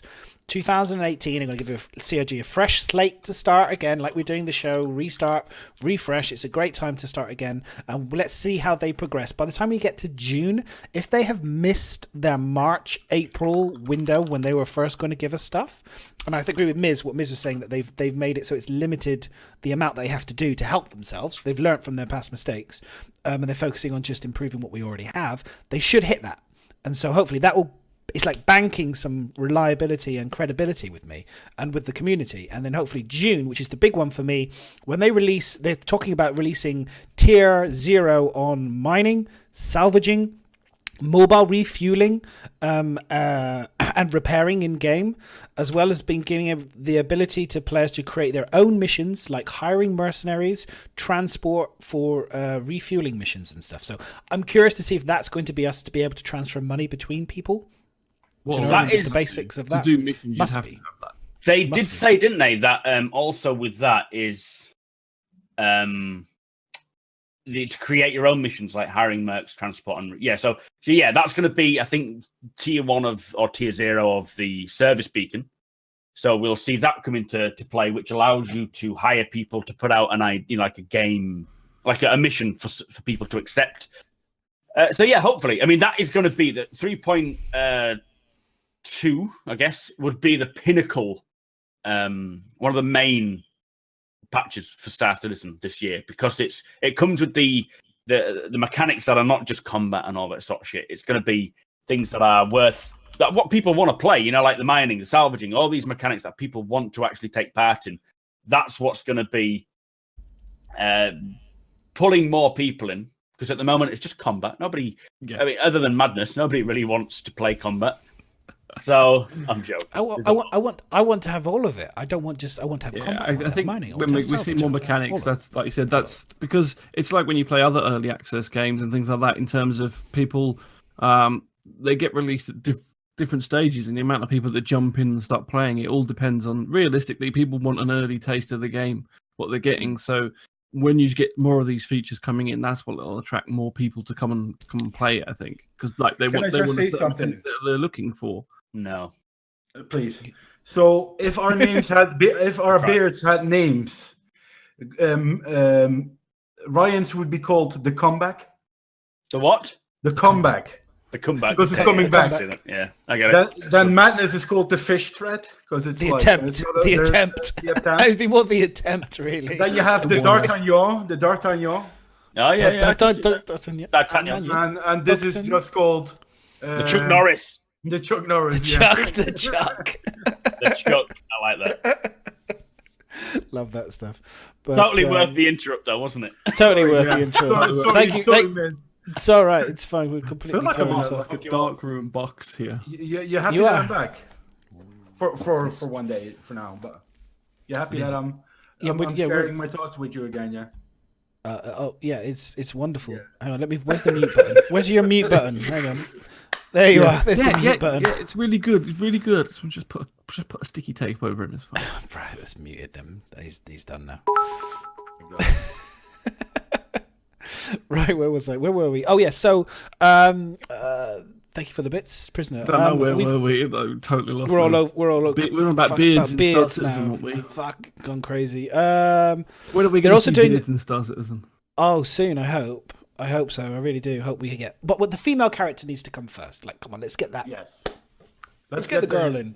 Let's get the girl in. That's half the world. Half the world's population is female. Let's get some girls in. I know it's a space game, but come on. It's all girls about play the girls space games. Girls play space games as well. The Golden Globes can do it. It's all about the girls. Let's get them in. Let's get them in. There's no mention in that in the schedule report, though, which is a bit weird. I know. I was disappointed. Again, I was like, what's going on? We need to ring up the the Hollywood actresses and say, look, excuse me, but the CIG are slacking. They're not putting the female model in. Let's get this female model in. They are proper slacking. We can give biomechanical a dress and give it a go. Yeah, we could do. Yeah, for sure. We could put you in a dress. I wouldn't be a good-looking female. Come on, have you seen this? Yeah, no. I think they would call that a grenade. I'd have to drink a lot more Schlur. Let's put it that way. That's for sure. But no, Princess Leila in down here. Where are they? There's just a few. Like I said, there's 2 things on the schedule report that I was a little bit like, where are these information? Where is this information? But there's a few more than that. But generally, 2 was, where are the girls? And where are the girls? And where is the like I was saying about buying ships this year? That's what I wanted to know. I wanted to know about buying ships in game, and I wanted to know where the female characters are, because that for me is quite a big stuff. There's lots of other things like we could talk about, but for me, that's the cockpit of the Gladius. That's my 2 things. That's my 2 things. The cockpit of the Gladius. Yeah, no, that's we've let that one slide. That's in the past. Is there a chicken in the back of that was on another show, something called the Addicted Podcast. Yeah. Mac chokes the chicken while he's not looking when on stream. Jesus Christ, Miz. Don't put it on the stream, Mac. I think a naked board gamer should be implemented for. That is a chicken. No, he comes back with tissue. He comes back with really tissue in his hands after looking at wiping his hands. Chicken in the background. Nice. What are you doing with that chicken? You've been choking it. Is that a chicken? Is that a chicken behind you? No, that's Hey Hey. Hey Hey. Yeah, from Moana. Hey. Moana. Okay. All right. Tell me you know what Moana is. We were just commenting on choking the chicken. That was. That's obviously what he's been doing. That's why he's come back. It's like, oh, I'm spilling. Lots of, the fact that you come back with toilet roll as well. I'm prepared. Like, Jesus Christ. Matt, don't you guys have anything else than toilet roll in the house to clean it up? You might want to grab a, how you call it, like a baby wipe. Careful, she might put a jacket potato in there. Yeah, fucking hell. I don't know anyone that's managed to set fire to a potato in a microwave. Yeah. Just roll some toilet roll around it. Yep, that seems to work. I mean, people are listing out some of the female streamers out there. There is a lot of female streamers for Star Citizen, and they want the base radio. And well done, Mac. Well done. It's like I know a female. Woo. I know a female, but there's some new people. Like there's a new Vamps was. I gave her a copy of Star Citizen to play because I was like, we need more female players. But the first thing is they go, oh, where can I change my character to be a female character? And it's like, it's not in the game anymore. They're like, okay, fine, they can deal with it, but they could probably sell a shit ton of copies just by sticking the female model in. Yeah. I mean. I know a lot that won't play without that. From what I understand, they're still sort of building the male model to the full scale of exactly what they want it to be, and then they're going to add. Then they're going to just basically take that and make a female model using the same. Okay, so amount. When you talk about the scale, so they must know by now in terms of the physical heights and widths that there must be a box that they can say the character can go bigger. I don't mean scale. I don't mean like scale and size of the character. I just mean all the animations they need, all the movements, the facial animations. But what I've heard is that they're going to use a Supermax face scan for the female models. I would make a lovely lady. I heard that too. But I don't know. I don't see the. I mean, I don't know what the hold up. I mean, I know it's a whole new set of animations and character creation, but I'm like, surely they could create a base. Surely they could have a basic character by now. I don't know. But I mean, hey, I'm not a game developer, so hey, whatever. It's because of they don't want to waste time doing them simultaneously. They get one fully complete and then apply the same techniques and everything, and make sure that the female character then has the exact same amount of everything that the male character has. So it's a case of they could develop them both side by side, and then finish one. Yeah. It's just a different way of doing it. I mean, personally, I would have done both simultaneously, but that means a bigger number of people and much harder, probably bigger. They probably should have done, to be fair, but yeah, it's just a choice they've been made. I guess it's a choice. This choice they made. Anyway, that's just we can't control that. We're drifting I think a bearded female would be a good one, though. A bearded female. We can scan in Conchita. I don't know if you remember that one from the Song Festival. Identifying as a bearded female is a thing in space. That's for sure. Definitely. It should be a thing. It should be a thing. September is the next one. So you go June. Don't put it that low, Matt. We don't need to know. Whoa. Completely fucked up the beer. And there goes Madness's channel. He's now banned for life. I would never show massive. Oh god, it'd be like that picture of those two girls with that huge fisting thing that was hanging behind them. Oh, they never lived that down. Moving on. Did you ever see that? that one Please of tell me those? you saw that. Yeah, it was one of those things. They sat behind them, looking very happy. I think I've seen it on Twitch. I don't think I drink enough Schlo to see that sort of shit. You've not seen that one? I'll send it to you later. September. Don't bother. No. Rachel will be like, "Oh, what's that? Who's that? What they just She won't sent even you?" notice it. She won't even notice it. It's don't so need to subtle. know. I think they didn't even notice it. That's why they posted the picture by mistake. September, we have late delivery. We got September. They're going to be reducing another major long-term goal: the object container streaming. So this is the one we were talking about, improving quality for you. The object container stuff. That's going to be interesting. This technology will allow them to start expanding the Stanton system with additional destinations while managing our memory usage much better. In this delivery, we would like to start introducing mechanics of how you stake and file land claims and the gameplay that comes with this feature. The release will also continue to consolidate and polish all the new features in the past milestone. So they'll be just improving stuff as well. It's interesting saying that, because that involves like the Pioneer, wouldn't it? Or unless they're going to do other ways of giving you a base. No. It's not about building. It's about claiming.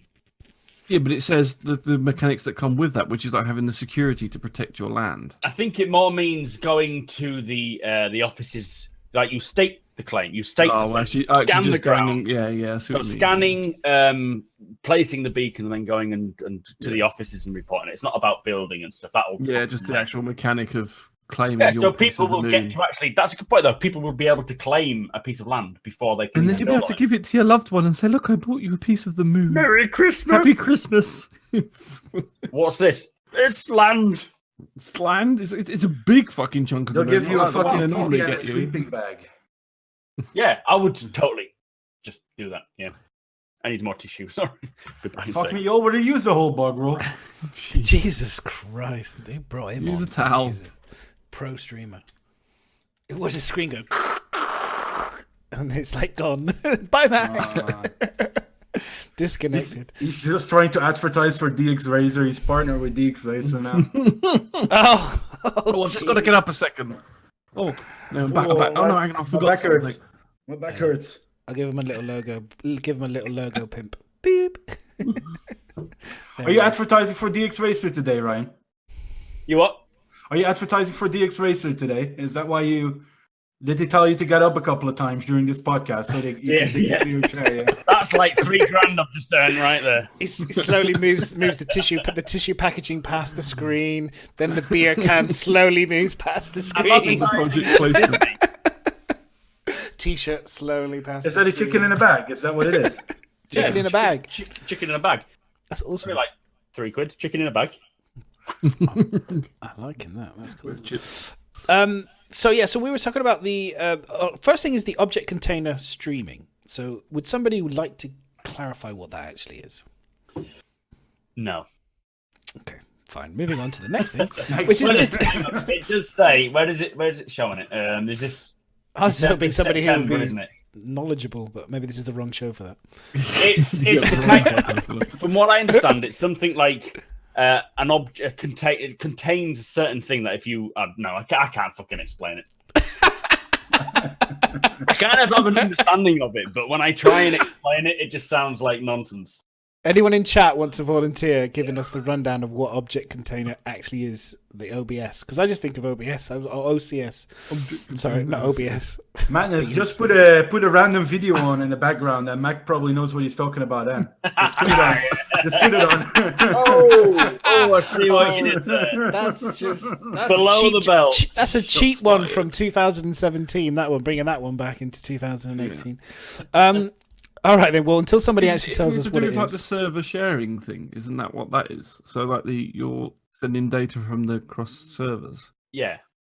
That's what I'm saying. It's so it can. Isn't that a way of bringing everyone into a similar server where they can? So you're all like on the one server, but you still split. So that only shows people that need to be shown. Like, this is just bullshit. We're trying to black our way through it. I know. If we don't, guys, I know if you what don't it know, is. don't guess. If you don't know exactly what Not it is, for, let's not just to leave. describe it. We as don't such, know because what it is It's exactly. too technical.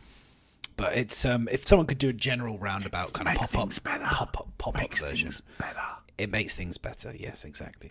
That allows them to start expanding the Stanton system with additional destinations, which I was kind of like curious, like how that technology would enable you to expand. But I'm guessing what you're saying in terms of if you are keeping it so that it's localized to you, then that's what we're saying. The data that you're getting at the moment is Yes, you're getting data that's from it. everywhere when you're logged in. So why they can't expand it, because then it's loading even more data in. So when they can cut that data, we are down, all getting this. Like anytime anything changes in the current game, everyone has the same changes, regardless of where you are.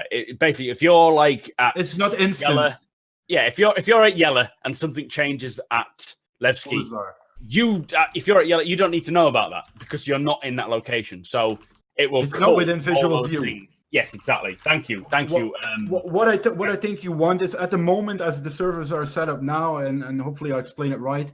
If there's a ship exploding on Olizar and you are on Levski, you would feel the impact of that explosion, so to say, on your frame rates, because it's doing that. But it shouldn't show that. It should only show what's in your visual range. And I think they're trying to contain those things to certain areas. Separate instances, so only if you are in the range of that instance that it would load in for you, basically. So is that a bit like Miz? Like today, we were in the lift, and I think it was Edison was saying that we were in the lift, but we got stuck in the lift. It wasn't working. But I was like, well, why don't somebody at the top press the button, and that will bring the lift up. We were stuck in the lift together, it's one of those. No, it's more. It was getting a bit, and they were like, well, but then he said that somebody else someone else couldn't they couldn't do it. It didn't work. They weren't able to because it was a separate object container for us versus what they would have. So I think it's more to do with zones, because the lift is an actual in the game lift. It's not a loading screen. It's not a case of you getting the lift and now it loads a new area. That lift is physically moving within that area. So the instance is like a radius or a square of that area, and then another square of a different. That's so basically. I think it's like Zeb Webster says: if you can't see it, you shouldn't know it even exists. Yeah, so you don't need to see that sort of shit. You don't need to know what's going on in Port Olisar if you're on Yella.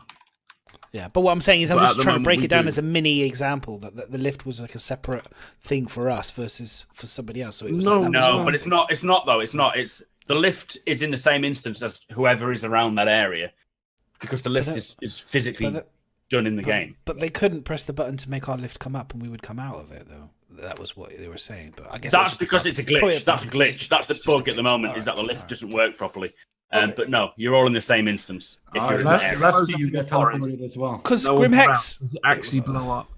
That's what you got to ask yourself. Because if no one's loading the object container, no one knows it's blowing up, do they? So. Yeah, it's a case of culling things that don't need to be loaded if no one's around. Makes sense. If someone comes into the proximity of it, it'll render, it'll come in. So it's about the servers being, or the server, not having to load things that are just unnecessary. Okay. Yeah.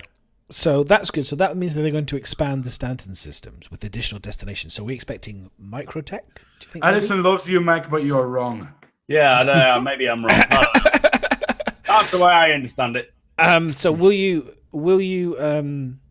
so with what are we expecting expansion wise? What do you think? Well, Stanton. It's got to be hopefully Artcore, Hurston, Microtech, the satellites, the moons of that. Hopefully it's everything at once, but it could be a case of seeing one planet, the moons, another planet. Do you think we'll get a planet? Yeah, I mean, we've seen Artcore, we've seen Hurston. Yes, definitely. Yeah, we've seen it. We've seen parts of it. We've seen the progression, and it looks really good. Okay. So I'm just curious. I was just thinking, do we think we will get a planet this year? I mean, I hope we get a planet this year. That would be amazing. I mean, the end of the year, if we're lucky. If I'm being honest, I don't expect it anywhere near. I expect it maybe December if we were lucky. It could be. I mean, they want to get object streaming completed first before they really endeavor into planets. Because if I'm right, although I might be wrong in what I'm saying, Edison, they need these planets. They need object containers before they can start adding more to the system. Well, that's what it said. I can see Mac that go is to the toilet exactly what tonight it and said there's on no the- roll. Well, that's what I was. Draw. Spaceship training wheels. I was thinking that as well because at the moment me and Miz were in earlier, as we were no longer stuck in the lift together. We were actually in the ship, and he was in a separate ship, and he was taken off from Olisar. And I saw the comm ability to see his name, give me Miz, and there's that button that you would naturally be able to then communicate. So I'm hoping that will come in this year, where we'll actually be able to do like in-game. Will that come with the Spectrum integration? Didn't they say Yeah, something that's like more that? turbulent end, and we've got the update on the website, which I'm sure we'll talk about soon. But we'll talk about it in a bit. that is separate to the development of Star Citizen. So strangely enough, it's more turbulent side. I think we'll see that sooner than we think. That should hopefully come in soon, where we can start actually talking in game and integrating Spectrum and the website with the game. So if you're offline, you want to join your friends, you can be like, "Where are you guys?" And they'll get a ping in game without them to jump out the game and say, "We're at core," whatever, and you can just go straight there or whatever. So yeah, I think comms and VoIP, that sort of thing will come pretty soon this year. First, second patch, I don't know, but that's separate to the game development. So we may see it. Well, I expect at the end of this month when we get the update, highlighting everything we're going to see. They will mention turbulence work on Spectrum and the website and VoIP and stuff. Yeah. But that is so necessary. Jumping on Discord is cool, but like I played with so many subscribers, it was hard to talk and listen at the same time because everyone talks at once. When you've got proximity voicing, it'll be fine because you can just run away from everyone. Like you were doing today on stream, you jumped in the Reliant with Okay. Was it Akai? Hmm. Yeah. And like you said, you was just sitting next to me. It'd be so much nicer if you could just turn around and like push the button. Yeah. And go, right, where do you want to go? Rather than just having a general conversation while you're traveling will make the game so much more fun.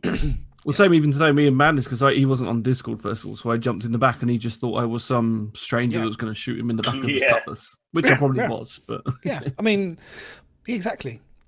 You need to be able to have the button. You can say, talk to each other, and just at least start an initial open dialogue together and talk to each other. Yeah, in game. So the biggest thing that we need is one of these sticks, these electricity sticks that you use to hurt cows. If someone gets in your ship, you can poke them with it, and you just, get the fuck out. Or just a taser gun. I was pushing someone out the other day because he just ran in, and it wasn't rammed, and it wasn't. I think it was Big Ripley that was with me and the drones. We had to push some guy out with the three of us because it wasn't one of us. Is that how you do it? Yeah. You can push someone away when he's offline and stuff. That's not pushing them away, so that's... You know what I mean. That's what Madness and him were doing in the lift. Yeah, I bet. Yeah. Someone was biting the pillow. Pushing something out? Is that what you're saying? No, pushing something in. Pushing something in. Okay, sorry. Move on quick. Let's move this childish conversation on. But you're right though, in the sense that being able to like taser or be able to stun somebody and then literally manually drag their body off of, if someone. I mean, personally, you just kill someone. But if you're in an amnesty zone, how much fun would it be to be able to taser people? I can't wait to see that weapon. You can't kill them, but you can knock them out, and you don't get a crime stat or anything. You're just a nuisance. Everyone just running around tasering everyone in the back. Like EMP troll. It's going to be the same, but it'll be like FPS instead. Be so much. Or like do the choke, like CQC, like from Mass Effect. Sorry, not Mass Effect. Some Metal Gear Solid, like, going around choking and doing like hand-to-hand combat and stuff in ships. That would be so much fun. Sorry, it's just me. No, it's fine. I love all that stuff. But yeah, I mean, do the 5-finger death punch. The 5-finger. But that's the schedule, by the way, guys. That's the schedule. December. I think they've left it so that it's kind of open. I think they're very smart to leave December open. Really, if you actually look at it, it's very. We'll add a few things to this, and we'll kind of add a few more things to this career choices and expand the Stanton system again. I think they've left that one so that the runoff of everything else that's probably a little bit later, maybe in September or whatever, will run into December, to be honest. So I like how they've put, though, now that our streaming tech has been tested and can support a huge amount of it. It's like we know that those 3 months are going to perfect. Yeah, we haven't actually tested it yet. It's coming in September, so. But they obviously are working on it and have a certain understanding that we don't yet because we haven't seen it. So soon. Yeah. That's a good point, actually. Someone just raised. Yeah, it'll be interesting to see if they flesh it out more with them more in detail, and whether they'll keep it left a bit more vague, so that they get more choice. You know, more option of not hitting deadlines, or like you said, surprising us with stuff, saying, "Look, we've managed to do this." Yeah, and I think that in some ways that's a better way to do it. But yeah, definitely. I think 2 updates this year of note, and then we're going to have 2 kind of smallish just improvements on what we get from those 2. I hope we updates. get some, if it's not what they consider major content, I hope we do get something in those months, because it's quite a long wait till the first. I hope push so. of updates. It's March soon though. Some people think some people think that Squadron 42 might come out this year. The first chapter. What do you guys think? Chris Roberts started that 2 years ago. They didn't put a release date, which makes me think no. I think they're likely gonna, when they come up with the release date, they're gonna have at least 6 months of advertising first, at the very least. So if they do come up with a release, they could still do it this year. But they might go for like the October. If it was ready, maybe the October, December. Yeah, that would be the window they go for if it's to the point where they yeah. Here's a question. Do you think that they would give us, like other games give you like a little demo to play, like the vertical slice type of thing? Do you think they'll give us that this year to play for Squadron 42? No, I don't think so. I wish they did. I really, really want to play that, but I don't think so. I think it'll just be now the game's released, go for it. We're not in the age of demos anymore, are we? Let's face it. No company does demos really. They should bring that. They should be the company. Jaylee, tell Chris Roberts. I missed demos. Bring back demos. I missed demos. Yeah. You hear it here now. On Do CD. You want to make PC great again? Let's bring back fucking demo discs. We want a demo. Please do. Yeah, floppy. Yeah, that would bring back some memories. Anyway, that's for sure. Thank you for the bits. Right, we've got right. So we'll move on to the. What's happened? The next bit. Broke it again. Demos. Yeah, bring back floppy disks while you're at it. Why not? my time in Portia had a demo.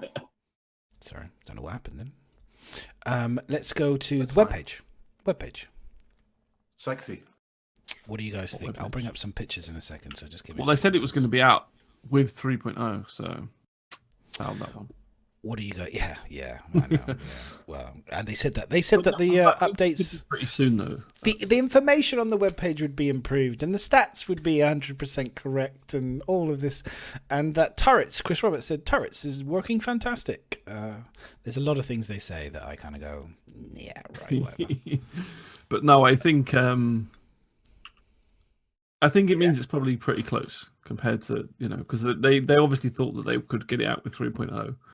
So we're talking about the website. The webpage. Let's. I've got a little video from the just to show kind of like some of the bits. I might break the video down slowly so we can go over some of the frames of it.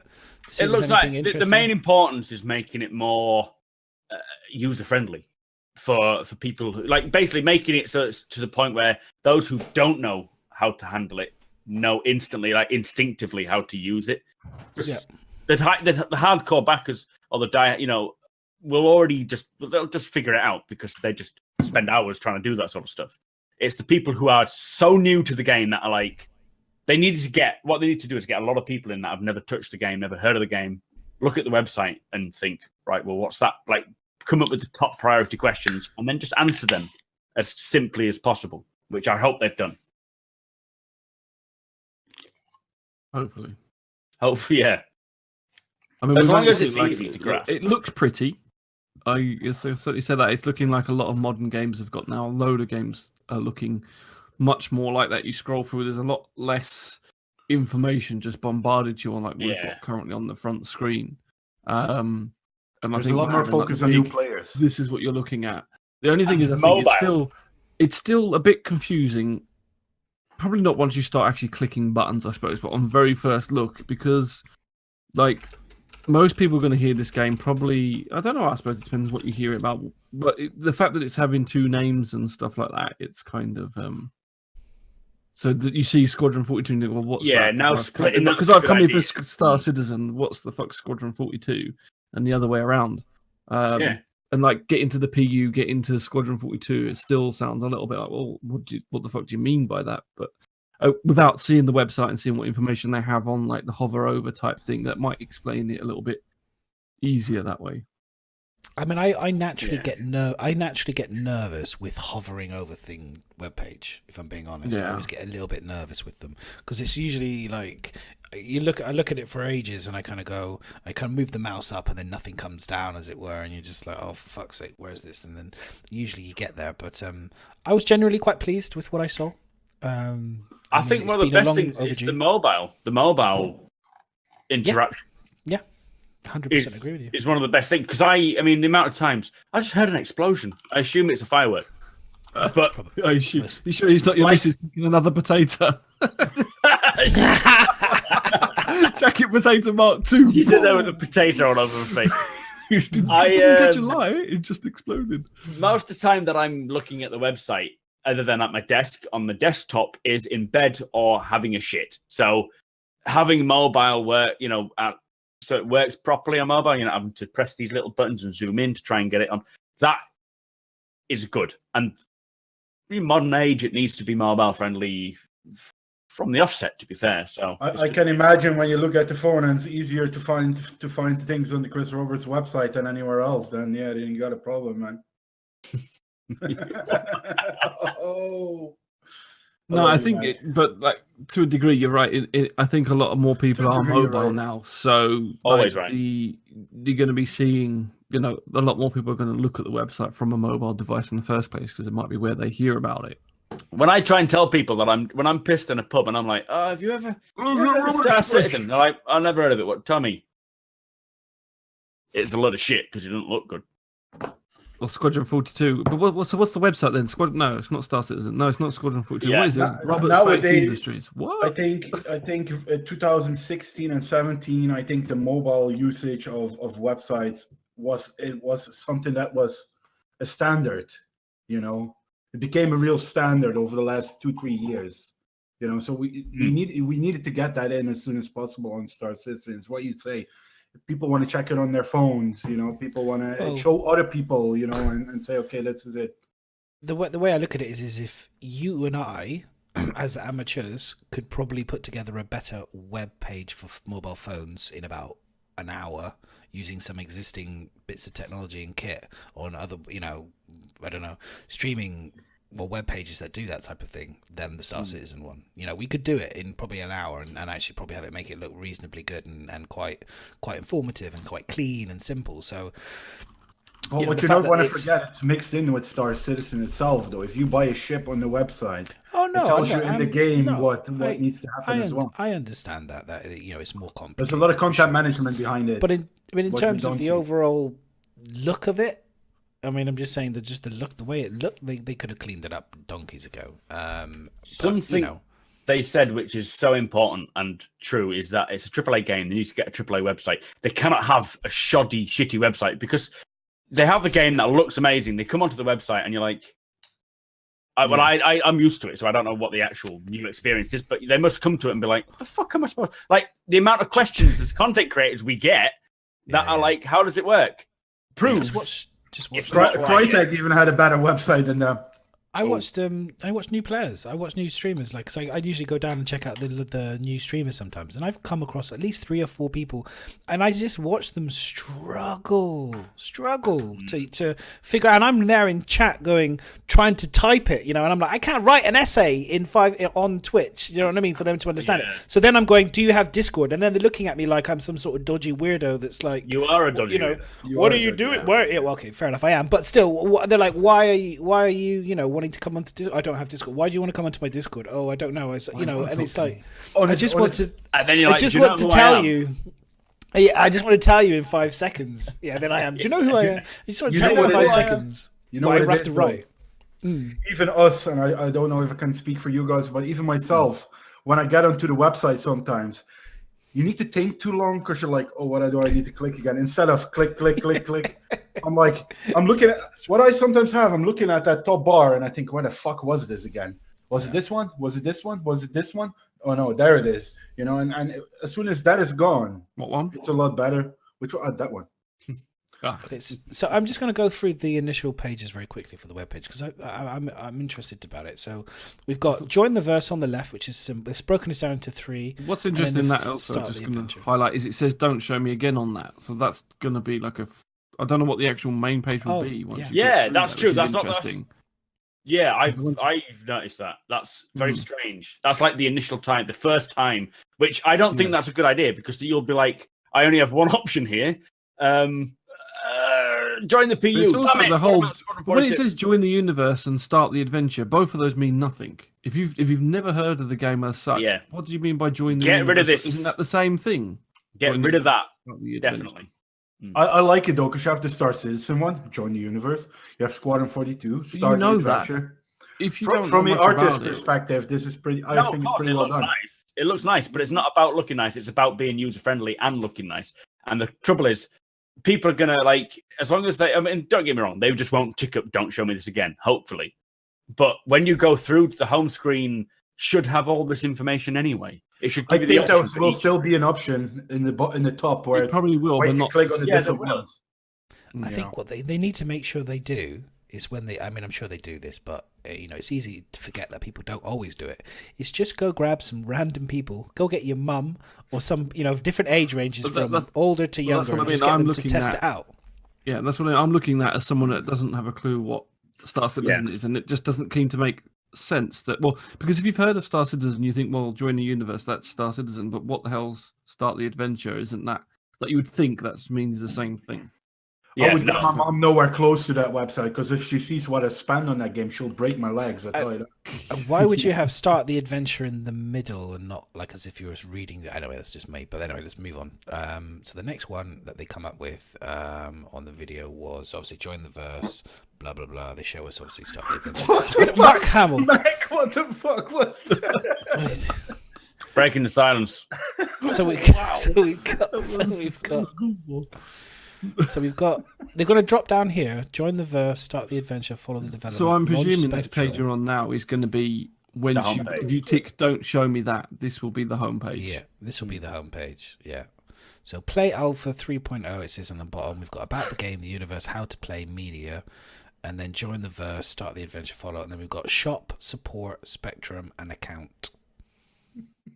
What they need to have is when you hover over start the adventure, it needs to say enter the Star Citizen single player campaign, blah blah, or join the universe. Take a look at the vast universe that spans. That's just to sort of give an impression as to what it is. Yeah, because on that they said launch. We just changed it now. Launch Star Citizen or something. I can't remember what it said. And then underneath it said launch Spectrum. Sorry, and then underneath in brackets it said our community forums.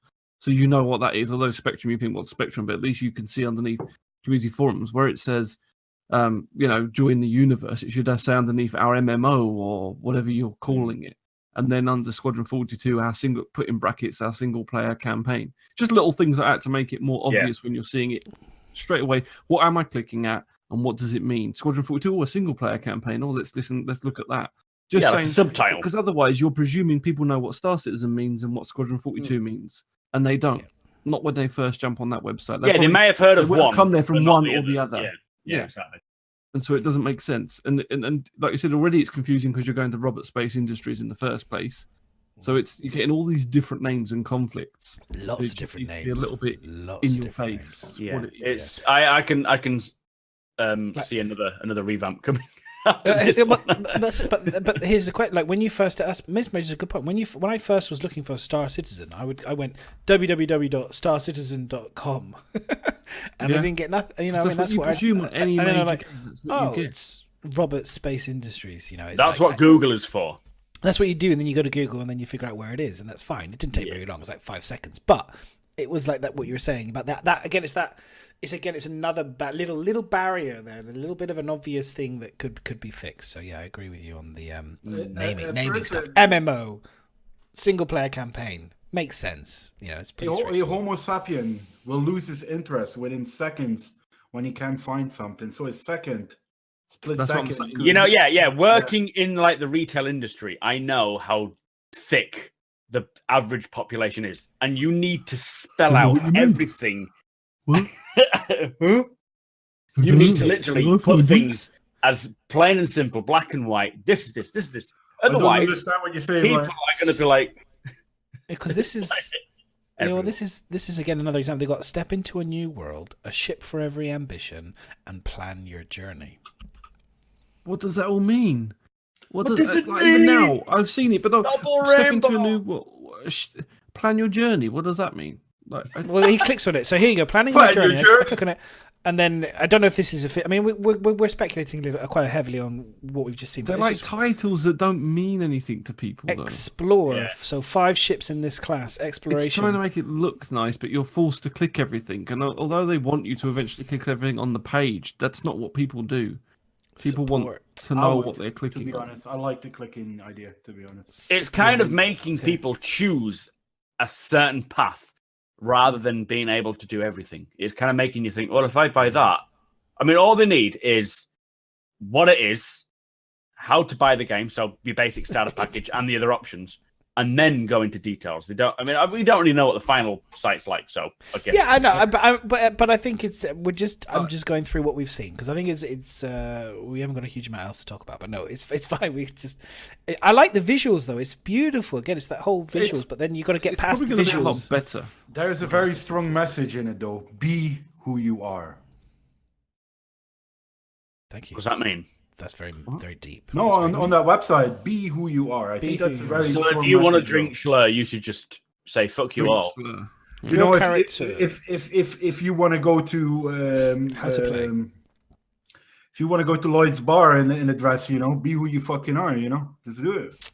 Well, this is interesting. So how to play. So choice matters. In Star Citizen, you have the freedom to decide how to make your way in the galaxy, whether you're a simple merchant, a fearsome outlaw, ruthless mercenary. There he goes again. But that's better though. I get that one because it says how to play, and then you know what that is. It's going to be a little guide on how you play the game, and I think that title says what it is, whereas the other two don't. Yeah.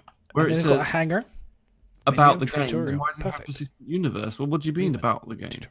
Yeah, I like this. This was my favorite page. Because it's got the tutorial. Here you go. Movement control tutorial. They should have flight tutorial.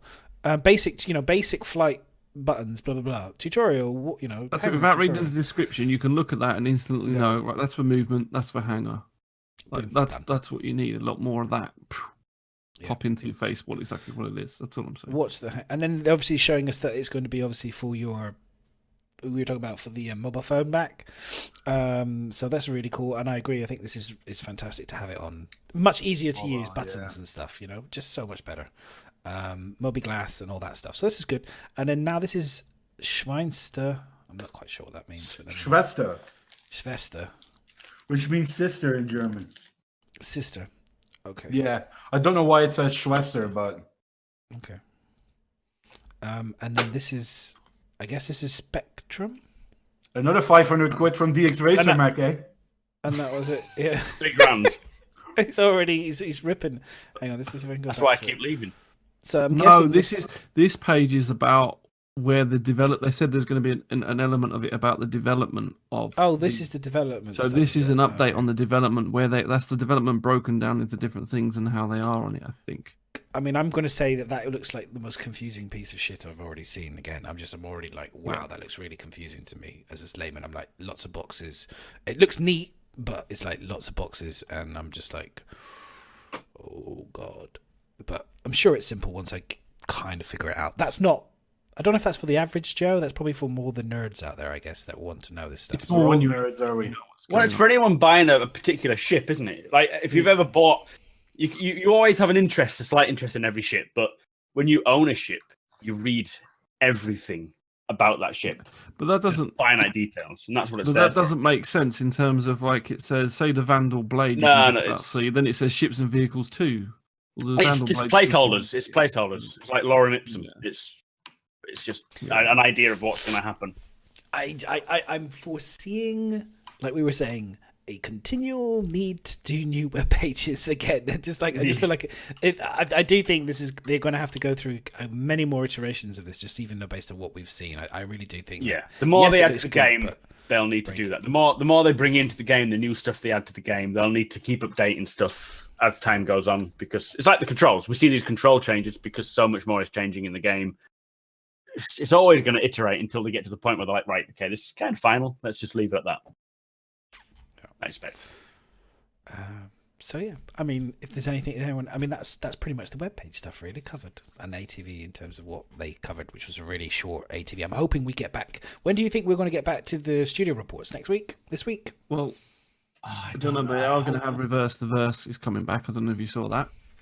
Reverse the Verse is coming back. Yeah, cool. Is that it's not an every week thing though, is it? Or is it? Yeah, I think so. I think what they do with isn't Reverse the Verse the Friday thing they do, or is that? Yeah, it's on Friday. So they'll swap it out with, like, we have the happy hour, we have Reverse the Verse. I expect they'll just swap things out. I know the law posts are changing. They're reducing the law because they're focusing more on Star Citizen writing and 3.0 writing and Squadron 42. So we'll see a decrease, but they have a lot of backlog, so we may see a change. They did a post about that. Lost my train of thought because my screen's flickering like crazy. Talk amongst yourselves. What he said. Okay. What he said, yes. No, so I exactly. think Reverse the Verse is basically like where they go over what you saw in ATV and they answer like if people ask questions and stuff like that on it, what does this mean? What does that mean? They then go back on it and they say, well, this is what he meant by this and this is what he meant by that, and answer those questions. Yeah. So happy hour's gone then, so that no longer means we'll no longer get developers making stuff for us, like the Space Whale. Yeah, I don't think any of these necessarily are potentially gone, as in terms of they did it before. They kind of, it might be you'll see it as a one-off now and again, or if they feel a reason for it, they'll bring it in, or you know. They did a poll, didn't they, about what we all liked, what we didn't like, and so forth. So they'll take the majority of what we did like and produce more either of that or similar to that ilk, and then the stuff that they got the least votes, they'll just be like, whatever. This fucking monitor. Jesus. How many times is he going to get up? Why don't you just this fucking monitor's flickering? It's still a DVL, DLA, whatever the connection is. It's not a HDMI connection. This old monitor, so it's like. Yeah.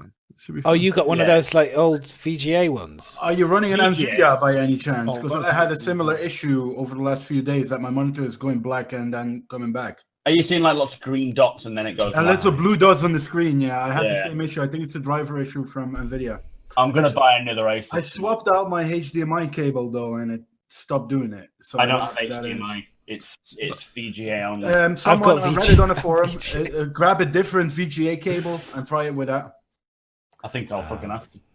Carry on. Ignore me. No, sorry, I feel you. I've got an old monitor. This is the one I'm looking at now. Is my old spare monitor, which doesn't even do HD. It's like so old. It's ridiculous. Yeah. It's so bad, but it's free, so fuck it. We're living in the Stone Age. We are. We use what we can. If it's not broken, why fix it? But yours is clearly broken. No. Time to fix it. Oh, is it still? Is it fixed? No. Yeah, it's not flickering anymore. Look at that. Nice. Another 3 years out of that one, I think. Miss, do you see the similarities? Yeah. Awesome. Oh my god. Oh yeah. Okay. Here we go. I'm gonna pull up a few little things. Hang on. What have we got? I'm giving it to you as well, Ryan. By the way. What was we talking about? Mrs. Brother in the DM on. I'm gonna. If no one's watched this is actually quite a good video. I'm just going to link it in chat. I'm not going to talk about it, but it's this gentleman that's done like a hardware guide on YouTube.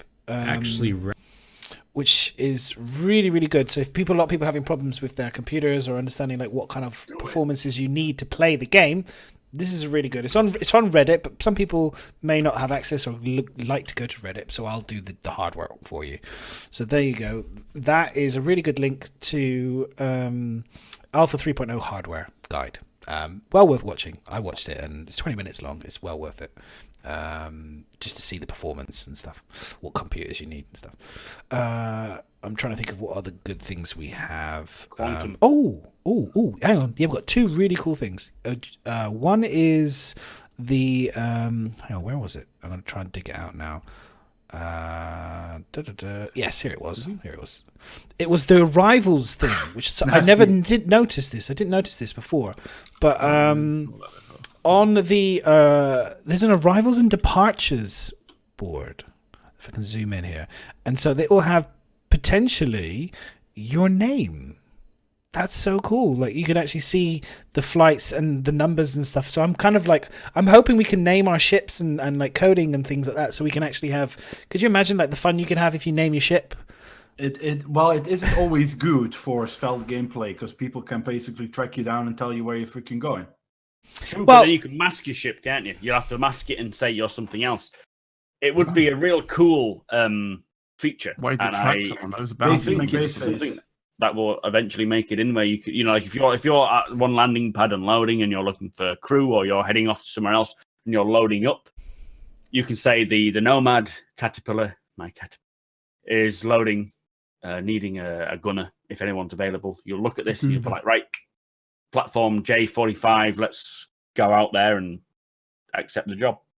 So yeah, it's really cool. Yeah, basically. I really like that. And then I think there was another thing. So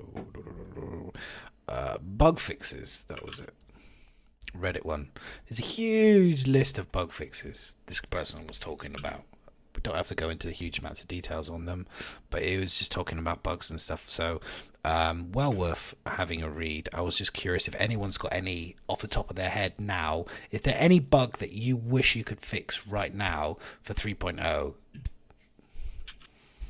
That if you could just magically do a wand right now, if there's a bug that you would say yes. All of them. No. It would just be the missing doors, or it's either the missing doors and seats, or the quantum travel bug where it's like rubber banding. You jump and then you're like, yay, and then suddenly you're like straight back where you started. The fonts. Woo. Hey. Yeah, so one of those. I think the one where I can't get off the landing pad. Without jumping, I went over because I was trying to trade between landing pads. I went from B to lazy C, bastard, over it, asking for like permission to land, and it just wouldn't keep giving me. And next thing, and I was back on position, landed on the pad on B again. I was like, "What the fuck?" Yeah, you're like, "Whoa!" Like, instant landing, blink, and you're there. I was like, "That's the new technology they've got of auto land. You just appear on it." Yeah. What I hope they fix is I don't know if it's really you can call it a bug. The terminal prices of goods at the moment are a bit all over the place. You know what I mean? There needs to be a bit more structure in it. It's what Miss says. You go to a different pad and there's different thingies. So it's like. I think they might have fixed it now though. Is that everything was exactly the same price between. Okay, that would be great. So you can get a bit of trading going. Is that what Miz says about jumping from strut to strut in Port Olisar?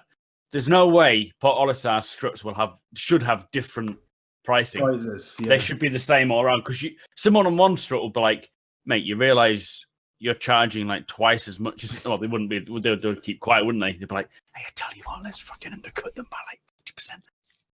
So, yeah, it could happen. Well, it could, but then that needs to be set at Olisar. I think that's but that defeats the fact a bit that that's what I'm saying. I think they fixed that. When I went, they was all the same. So what you got is people just jumping from pad to pad. It's like, oh yeah, I've been trading today. I haven't left Port Olisar though. Well, yeah, that's some people were saying. Some people were saying that. I mean, I'm kind of torn between not liking it and kind of liking it, because obviously, if you go to a mall, you can sometimes buy one item of goods in one shop at one price, and if you walk 5 minutes, 2 minutes in the shop. No, but that's run by Port Olisar. But if you went to say like on a Banu Merchant, or you went to say like a Levski where it's individual stalls, then that would be kind of cool to have that feature, because it'd be different traders and the more different traders. At Levski, where you have the market. Because you can buy like hanger posters, you can buy fish, you can buy all sorts of. Have you ever seen that at Levski? Have you even looked around the marketplace? Yeah, it's awesome. There's so much little cool bits that you'd be like, oh, just get that Wingman's hanger poster. I like that addition. It's really cool. But Miz, exactly. That was kind of exactly what I was trying to get at. Was that in theory, Port Olisar, yes, if everything's the same, then there should be no price difference. But if they did have different shops at Port Olisar, then that would be a justification for why you could go to Strut A and sell goods in Strut C. Maybe you could do that, but it wouldn't make much sense for the gameplay. But that would be my only justification. Yeah, it would all depend on if Olisar have independent sellers or if they have a united whatever. Yeah, judging on what it is, the way it is, the clean and this, it would just make sense. It's all the same price, and that would just be fixed. And maybe there would be a different price between one type of UEE, station to another station. Do you know what I mean? Maybe that like as if a Shell garage. You have different Shell garages charging slightly different prices for their fuel. You know what I mean? That would be the. If they're in a different location, and I think they did talk about that in the economy, depending on where the location is and stuff, prices will change. So I am very surprised that 3.0 has the dynamic economy like it does, where if people are constantly selling, buying and selling the same thing at the same place, it'll adjust. The supply and demand is just all it comes down to. So the buy low, sell high. If everyone's doing the same thing, the economy's not going to sustain that. And that's what I like about it, is that the fact they've got that in now. And that's what 3.1 is as well, is balancing things like the economy because they're doing it with small things before they introduce ships. Once ships are in, then it's kind of like a bigger asset that you would want to delve in buying and selling. So they need to do it with small things.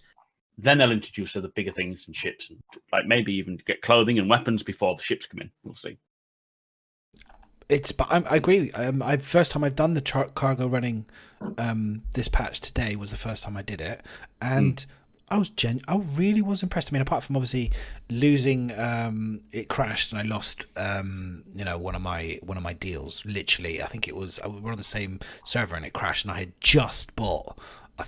Filled up my cutlass, or I just bought 1,000 whatever it was of goods, and it literally crashed immediately after I bought it. So that was a bit of a pain in the ass. But generally, it's a shame that it doesn't have persistence in that sense. Like I bought the goods and it doesn't hold the goods for me, even though the game's crashed. I hope they fix it. If you wanted the magic one bug fix, that would be it, because the crashing means I've only got a certain, especially when you've got a small amount of money, if that crashes, like I crashed and then my ship was stuck in Levski, but even though I was at Levski, it respawned me back in Port Olisar. And it's like, well, if you at least try and respawn me in the same place, because then I can get my ship back.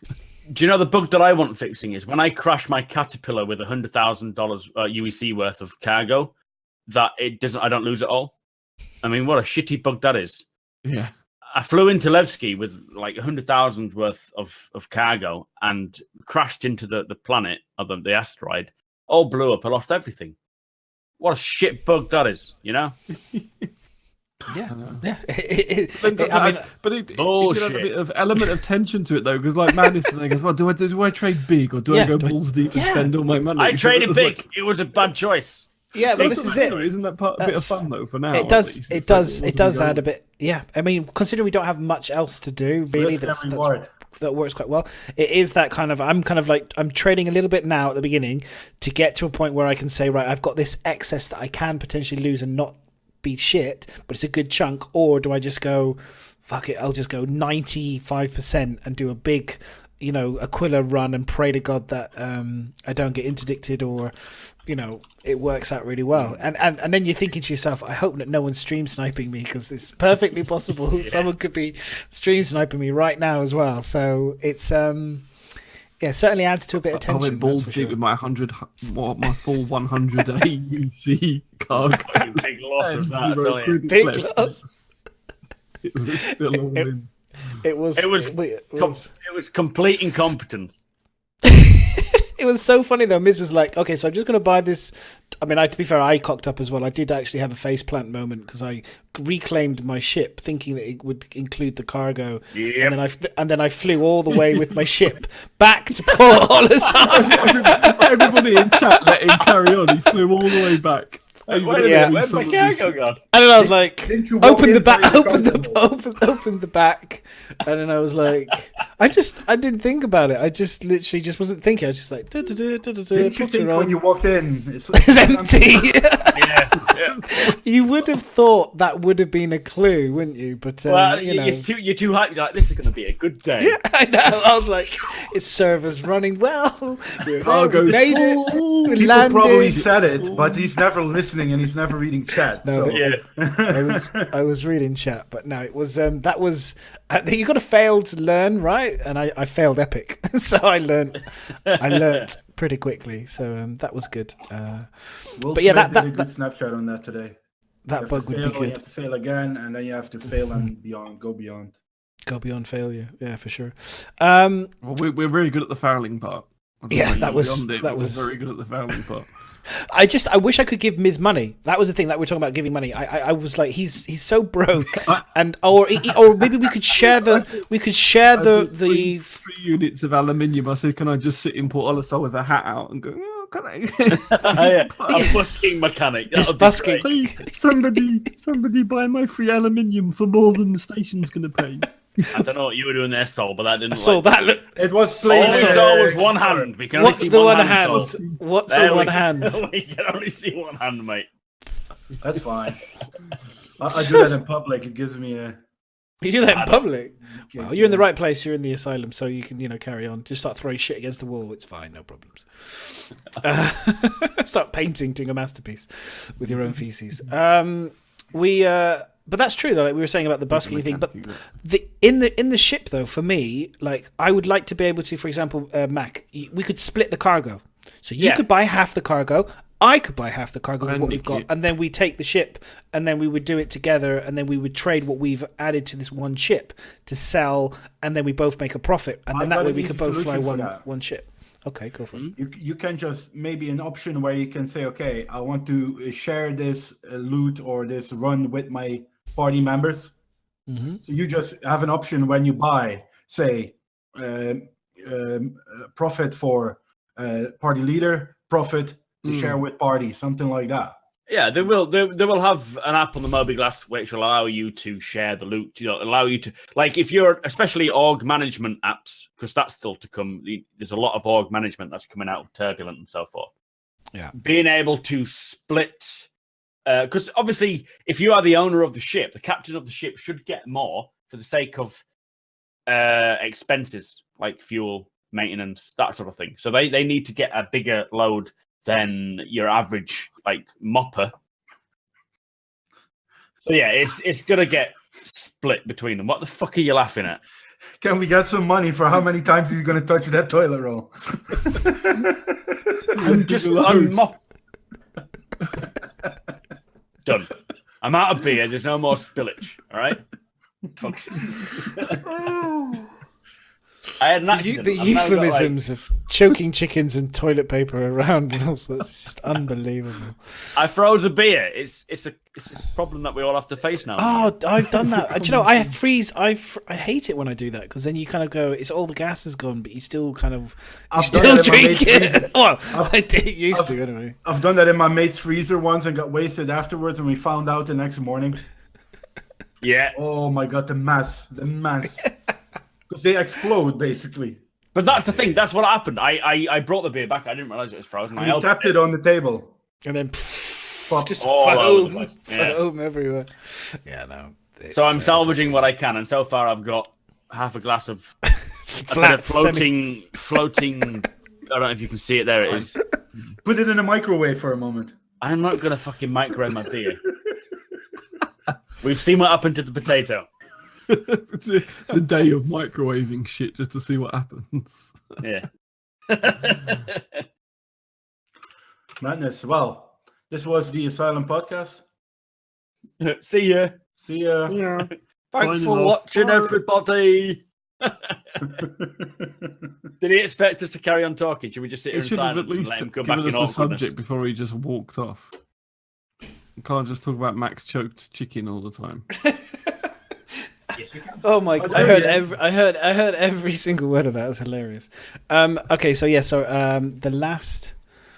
Where is it? I got really cool pictures. This is the Levski monorail.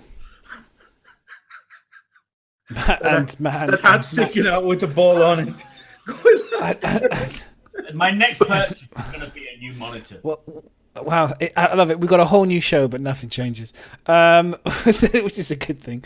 We've got the Levski monorail. So I was like, these. I haven't really properly looked around Levski, but the idea of this, I really want this to work. I want to get in the Levski monorail. I want to go around Levski monorail. I want to sit in it and just get taxi. $500 for Apple. Yeah, it's so cool. Is he just advertising all the time? He's just advertising all the time. $2,000 for Apple. Shameless advertisement. I might just start He's trying to get partnered. This is just like constant product placement from him at the moment. It's amazing. It's amazing. Like, poor man is just trying to plow on. I'm just trying my best, but it's just been sabotaged all the way through. I may as well just start. I should just join in, really, shouldn't I? I should get my Penn State pretzels. Start eating my Penn State pretzels. I got some of them. They're nice. These are good. These are really good. Let's get back to advertisements. Oh, it's hot in here. How else are we supposed to make money on Twitch? There's no other way. Monetization, exactly. This is how you do it, Mac. Shameless. Don't do it. Oh wow. Shameless. Okay. So yeah, the Levski pictures. I haven't, to be honest, I haven't done a lot of exploring around any of that yet because I had a really shit Christmas, so I haven't played the game at all. So I was like, I haven't looked at all that yet. So I'm looking forward to exploring some of that. I think Mrs. Wife has gone to bed. I had a shit Christmas. I'm just it's like, let's not ask.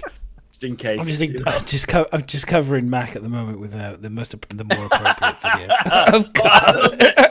Oh man, it's all about the advertising. Hey, Wayne. I don't know what people do, man. It's like people only do things for money. Oh god. Don't worry, I will actually tell you when I'm earning money from a sponsorship, and I will milk the shit out of it. Milk it, milk the money. I'm trying to think if there's anything else. There's some really cool decals. Reddit is literally just people taking loads of cool pictures. But this is quite funny. I thought this was really cool because they had the drugs and then they had like the kind of the teddy bear and things. I love all these kind of like Easter eggy kind of clever bits that people put into the artists and stuff. Have a bit of fun.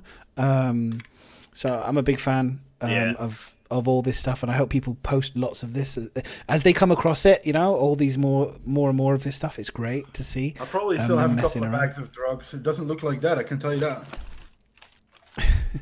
You're looking at your ball sack right now.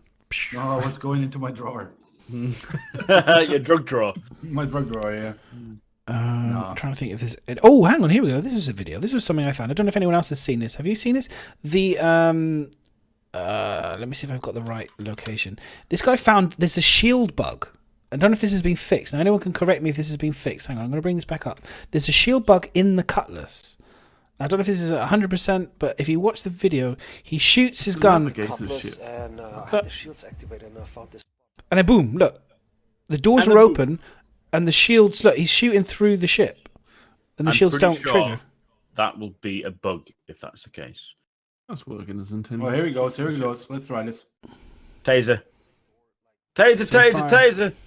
So he's not able to damage the cutlass in that location. I think I don't know if he blows it up, but Is that Grim Hex? It's I think so. But anyway, I'll just go back. Yeah, it's going to take a lot. It does. The railgun does take a lot, but it just shows you like firing, and then right there where it comes, there seems to be a hole in the shields. Is he hitting it's like a hole.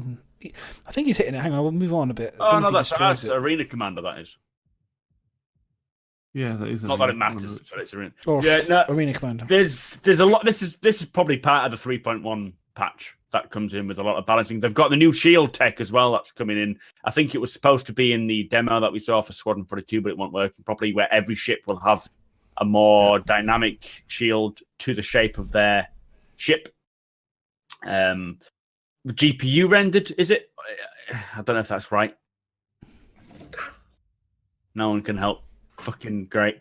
What do you mean? So what do you mean? Sorry. It's instead of it being CPU generated, it's the particle effects for the GPU. Sorry. Oh, the GPU. Oh, the fact that GPU particles. Yeah. So I think it's the GPU that's rendering now the shields, which save a lot of memory. They save a lot of technical computer stuff that I don't really know about. But it's most likely that 3.1 will bring a lot of fixing to things like the ship's damage, the shielding, and so forth.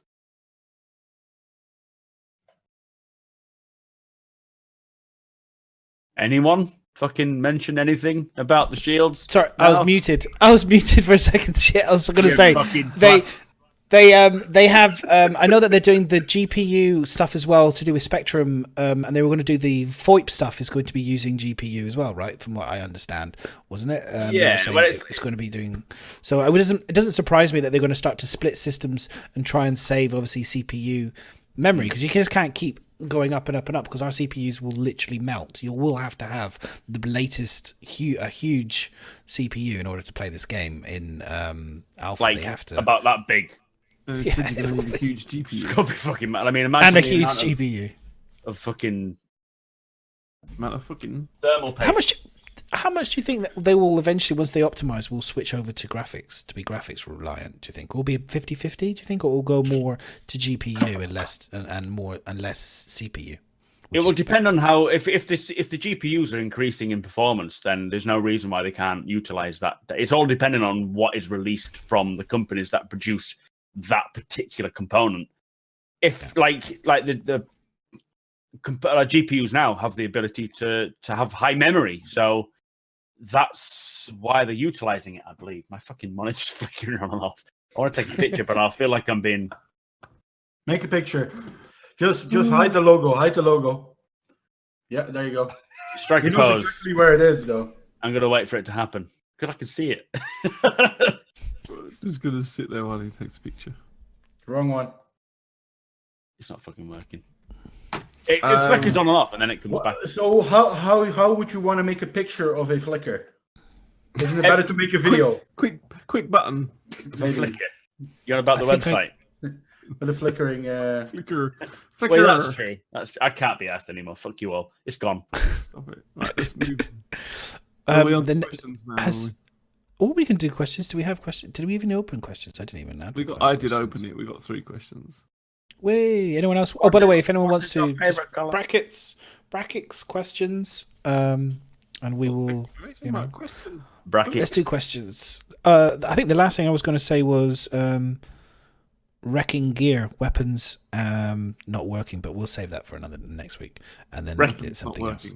Breaking news: weapons not working. Wrecks not working. We can use one of our wrecked ships in thingy now, though, right? You can use the ships. But the weapons, for some reason, seem to be not working very well. So REC stuff. Yeah. REC stuff, yeah. REC and stuff. This was it. I'm going to show you. Previously, REC ships pre-patch you cannot use NPU, though, I've noticed, because I still had ships available for a certain amount of days that I could not use NPU, and I had to wreck. I already had a Cutlass Black on REC. I had to wreck a new Cutlass Black in REC to get it into the PU. So everything that you had on REC, because I still had what was the guns that we always used on the Sabres, Madness? Yeah. How are they called again? What, the Panthers? No, the good ones that we always had. Oh, the tarantulas. The tarantulas. I still have tons of them in my REC. I cannot use them. Yeah, that's the same. I'm the same. I got loads of stuff I can't use. It was just, I'm guessing they were going to eventually delete or get rid of the system. So I'm guessing they will wait until they figure something out. This is something from CIG, CIG. So I'm hoping this is an official person. I mean, most people that put CIG, AMSI could be AMSI is. Okay, cool. Correspondent. Okay, good. So I just wanted to make sure. So this, let me just zoom out a little bit so I can read the whole thing. So it says here, this is, I don't know what's in response to, but somebody just clipped this on Reddit, and it says, if something that you own is destroyed, say a Constellation that only has 3 months of insurance, and it has run out before it was destroyed, you will need to pay more to have it replaced in game, but it won't be permanently removed from your account. Okay, so hang on, because I'm dying again. Hang on, so carry on. items like shields, weapons. Yes, please. We're Thank still you. working on how insurance will cover these items that are included with the base ship, but it won't be a case of them being gone for good. So what it basically means is stuff you're paying real money for will never just vanish because you've lost it and you haven't got it insured, which makes sense. I think that has been a question on a lot of people's lips for a long time. I think it cannot for legal reasons as well. It cannot do for legal reasons because you purchased that with real money. So there is a legal aspect in that as well. Yeah, you can never lose it completely. And it would make sense. I mean, you'd piss people off massively if you thought you'd put money in the ship and just because you forgot to get it insured. We need to do the Heimlich on Madness. Oh, I've got like something stuck. It's been stuck. It's something tickling the back of my throat. It's that dildo again, isn't it? You should get that out. I swear to God, honestly, I've been practicing the whole like circular breathing and kind of like trying to reduce the gag reflex. It's just not working. No, it's really struggling. You can give me some tips. I'll later. give you a good technique. Yeah, I'll let you know how I do it. Yeah, he'll show you at Brinson how that goes. I'm gonna quit this podcast. Nothing has changed, has it? Everything is still the same. It's all exactly the same. It's just a pretend. It's a different kind of asylum now. Yeah. It is. We can get away with it more. Okay, so the asylum, it's all normal now, basically. Let's do questions. Let's do questions. Go. Question time. Question time, people. And then we need the BBC question time music on when you do that. Question time. Asylum.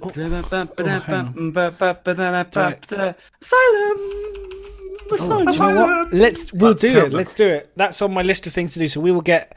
Let me write it down. A jingle. Note. A jingle. We'll do a question time make a jingle for you. You need to do a lame ass jingle like what we. We'll do a lame one. Yeah. All right. Lame not jingle. A quality one that's all can do. No. Lame.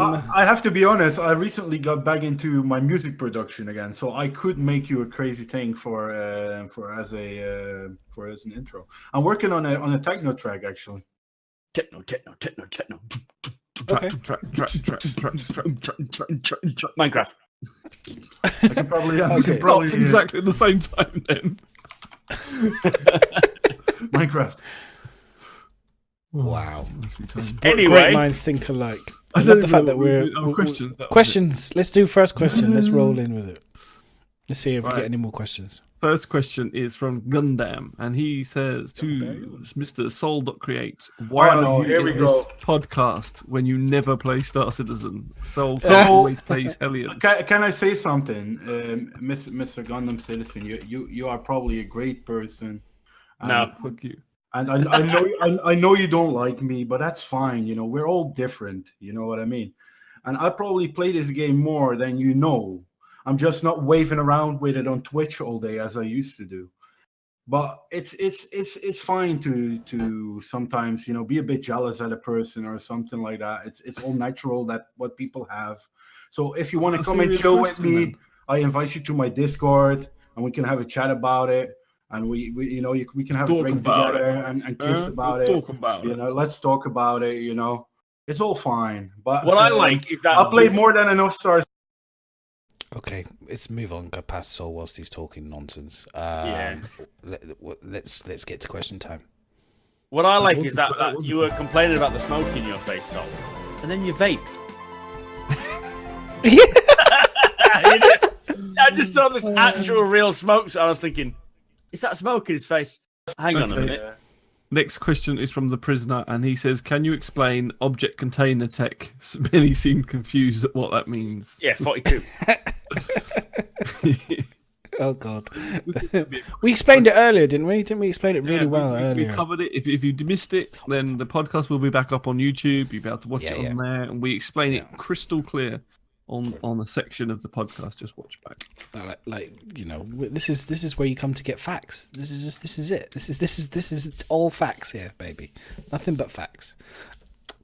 So the next question is from Training Wheels, and he says, are you skeptical of all the listed mechanics making it into 3.2 all at once? How would you prioritize them? No, I'm not skeptical because it's tier 0, so it's the very basics of the mechanics, which I think mining, salvaging, especially, they already have a pretty much basic mechanic of that working. Salvaging I think they said they're going to introduce the PAW, the personal arc welder, as a way of using welding, cutting, and for the time being, the sort of tether tool. So I don't think it's that big a struggle for them to get a basic version of it. It's not a case of getting a massive completed version. It's just the very basics of it, which I don't think it'll take that long. It won't be what we expect, and it won't be anything like the final version, but it's going to be enough. I mean, some of those features we were supposed to be getting in like 3.0 and stuff, like the mining, they were hoping to get it in 3.0. They said they were a little way off of it, then it's obviously been pushed back because they want to change that more. So although there's a lot of features in the June patch, you're talking about another 6 months down the line, which means it's stuff that they could potentially have got in 3.1, but they want to polish a bit more. This is stuff that may well have almost been ready to push now, but they want to make sure it's in a better performance before they do it. So by putting it back, in some ways they've already put it back by saying it's in June, rather than implementing it in the 3.1 patch. It's overdue. So ready, been ready for years. Yeah, it's been done, ready. It's just sitting there taunting us with it. That's all.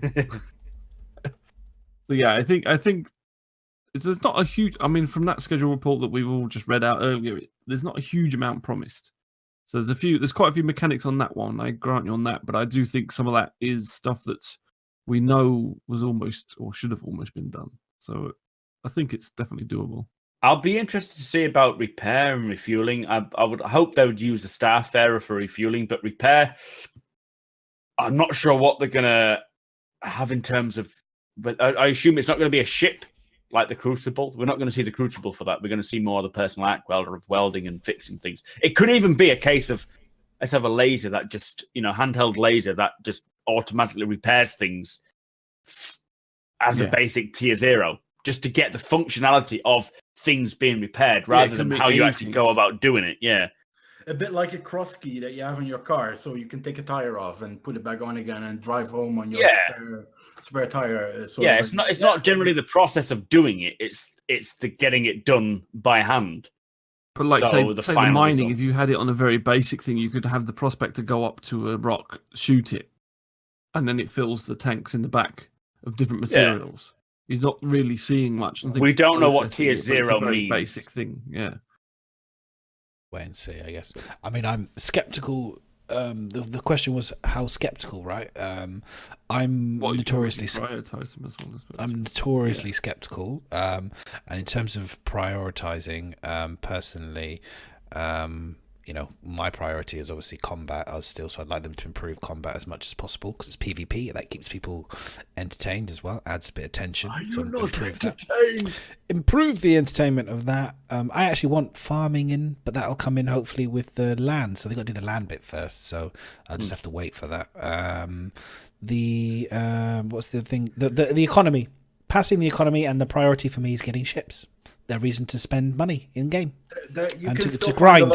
A reason to grind for ships. You can still find a lot of PvP though if you go to the hotspots more. If you hang around Levski, you can still. It's just an EMP fest, isn't it? Really, that's the problem. It's not really fun. It's not fun. It's not combat. It's just people just flying around in ravens and just EMPing each other. There's not a necessary reward because when persistence is working, then there's more of a reward for pirates to be more active, for people to be more cautious, because otherwise what's the point? It's just fucking about. There's not actual benefit to owning anything, and I think that'll come mainly beta later on, when the patches last longer and the persistence is in. Although this is nothing to do with the question, I think on that in terms as well is that 3.0 is very new, so a lot of people are wanting to test the mechanics that are available, which is the cargo trading. And this happened in 2.6 and everything else. People did all the missions first of all, and they wanted to do the missions, and then they moaned because people were attacking them while they were doing the missions. And I think you're getting that a lot at the moment. People, there's so many bugs and so many crashes, and it's costing people a fortune to load up the cargo and then get destroyed. These people want to do their cargo runs. When this has been out for a few months and everybody's done all their cargo runs and made a ton of money, you may see a swing back to combat because people are like, well, we've done the cargo bit now. Let's do some missions. Let's do some combat. Maybe. As long as the combat works a bit better. They need to improve a few things in the combat mechanics for sure. But I agree. I hear what you're saying. I just think The other thing is at the moment, in terms of piracy and stuff, it would be great for them to improve the ability to, I could steal your stuff and sell it. Do you know what I mean? I could take your ship and fly it to Grimhex and sell it.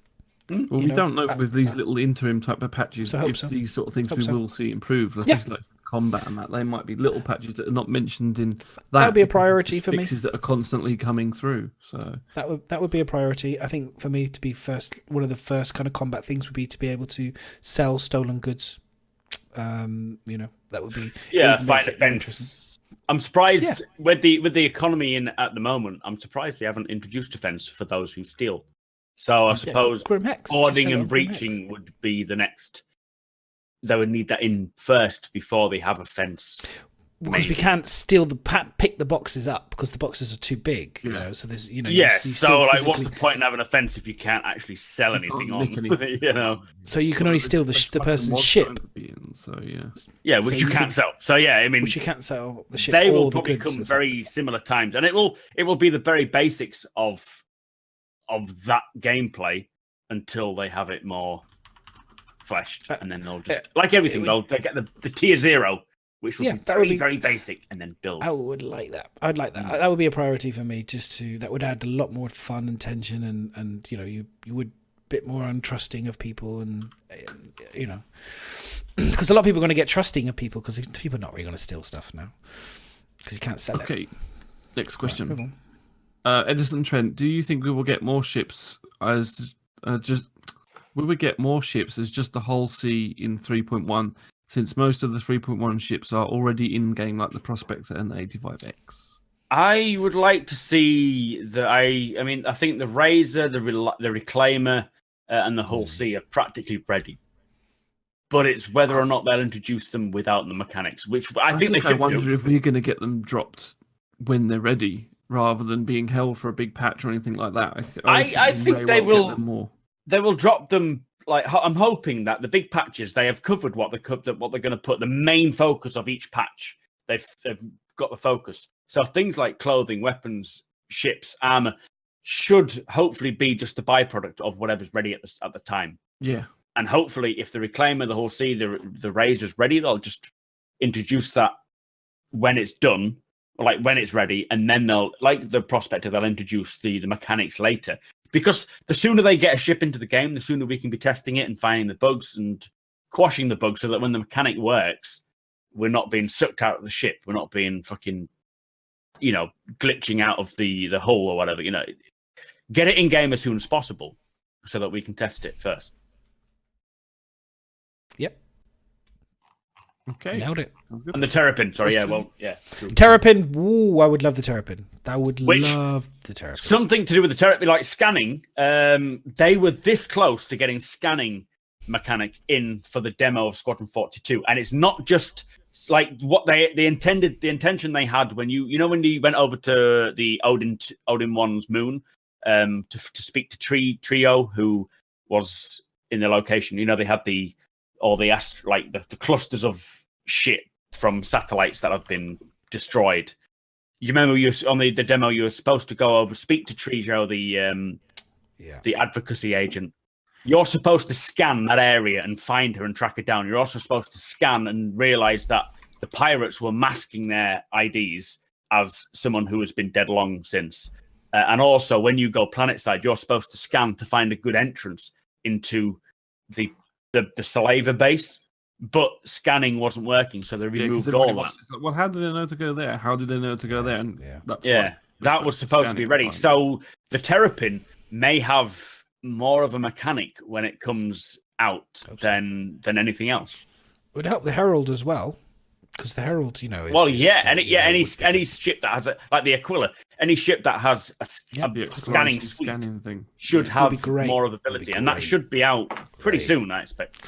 This is what we're saying. I think we're all genuinely probably quite excited for 2018 because we know with the Delta Patcher and with the language and the fact that I think we're all in agreement that 3.0 is a fantastic base to build upon as a game now. Definitely. So, very excited for this year and next year. Very excited. Yeah, super high. Next question. Next question. Carlos, R72 says, does any of you use the power presets in anything other than normal balance preset while flying? No. I will be. Yes, I've been speaking to some of my combat friends, and we've been chatting about some stuff. So I am going to be doing a pirate session and learning. So I will get back to you once I've learned some more about the stealth and power settings. Yeah, it's going to be when I had voice attack to control it. I can't go through all the menus and keep changing it during combat and stuff. But when I had voice attack, I used to say like power to the back of the shields or whatever when you was getting hit. But I haven't set voice attack up for a long time. Yeah, I've been waiting to really see the game, and like I said, I've steered clear of combat, but there will be a lot of. I've been chatting to a few people, and they've been telling me like tricks and things that they've been learning and doing and stuff. I mean, I'm not going to share certain things because obviously some of the things are private for tactics, but overall, I will do a rundown of things that I'm allowed to share and stuff. Like what? What is private? Well, there'll be things that people have spent a lot of time learning, and they're like tricks and things that they've learned in terms of their tactics for combat, or like for EMPing, like avoiding missiles and EMPing stuff. Well, how do you do that? How do you avoid missiles? That'll be for another day. Listen, though, there was a time that there was something a way you could avoid torpedoes, basically, and Madness did not want to share that for a long damn time. He was like, no, I'm not telling you. No. It's not like a crazy person. It's not my. The thing is, a lot of people, they tell me things in confidence, and I kind of like I'm like, well, I won't. They sell me stuff and I won't share it. And then there's other things they say, well, that's okay, you can share that. Or once information starts to spill out to people, and people start to figure it out and stuff, they're like, oh, you're doing this. I can see from the stream you've done this, you've done that. Then they tell me, they say, is that what you did? And I go, yeah, that's what I did. That's fine. But generally, on the whole, if I'm learning something, I won't necessarily share it, especially for a combat situation, because it gives people an advantage, and then eventually, you have to go learn. So that's the way. No, I agree.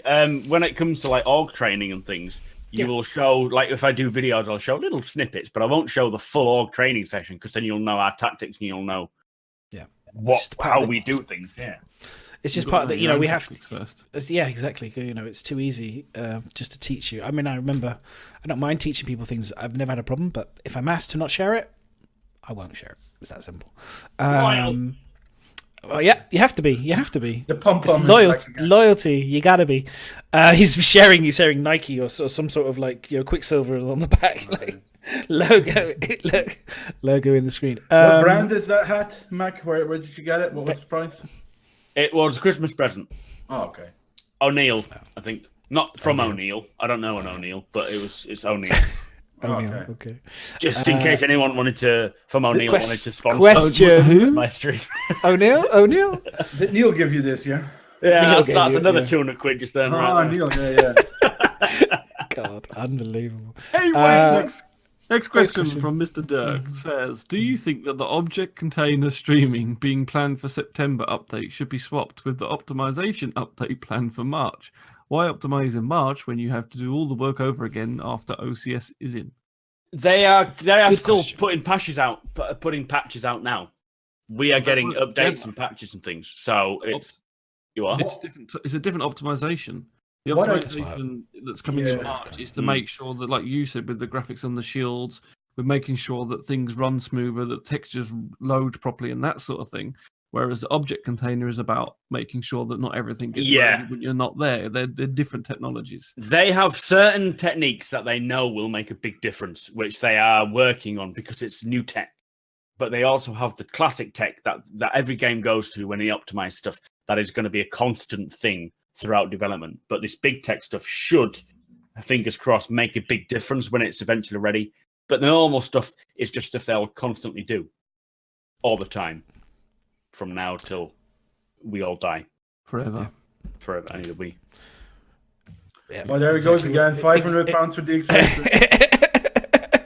Just bring it really close. Just give it a kiss. What series is that? It's the drifting series. God. You can drift with that thing. The question is, what is your hardware that you guys play on Xbox or PlayStation because it looks way good for PC? Yeah, next question. Which hardware are we talking about?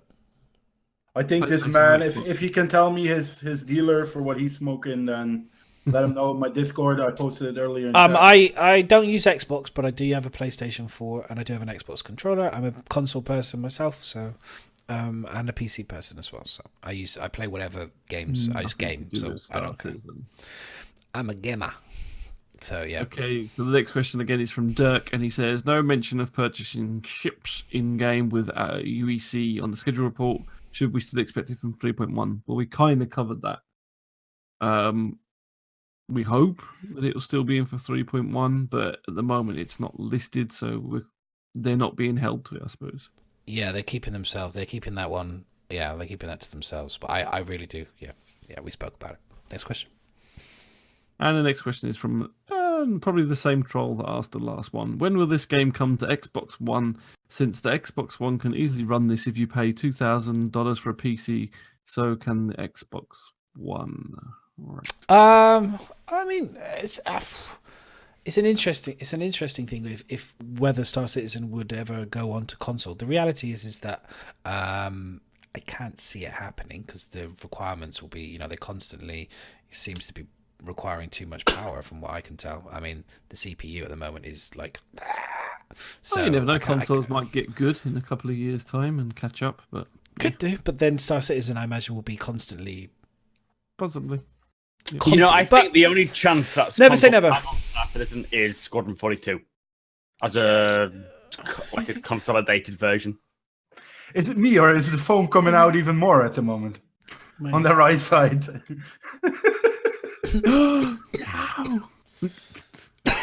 phone back in. Put that phone back in. Poke it all back in there, not Princess Leia. I'm gonna have to look at this. I'm gonna have to watch this video back because I can't see on my tiny little crappy little VGA monitor exactly what these other guys are looking at. You don't want to see it. It's not important.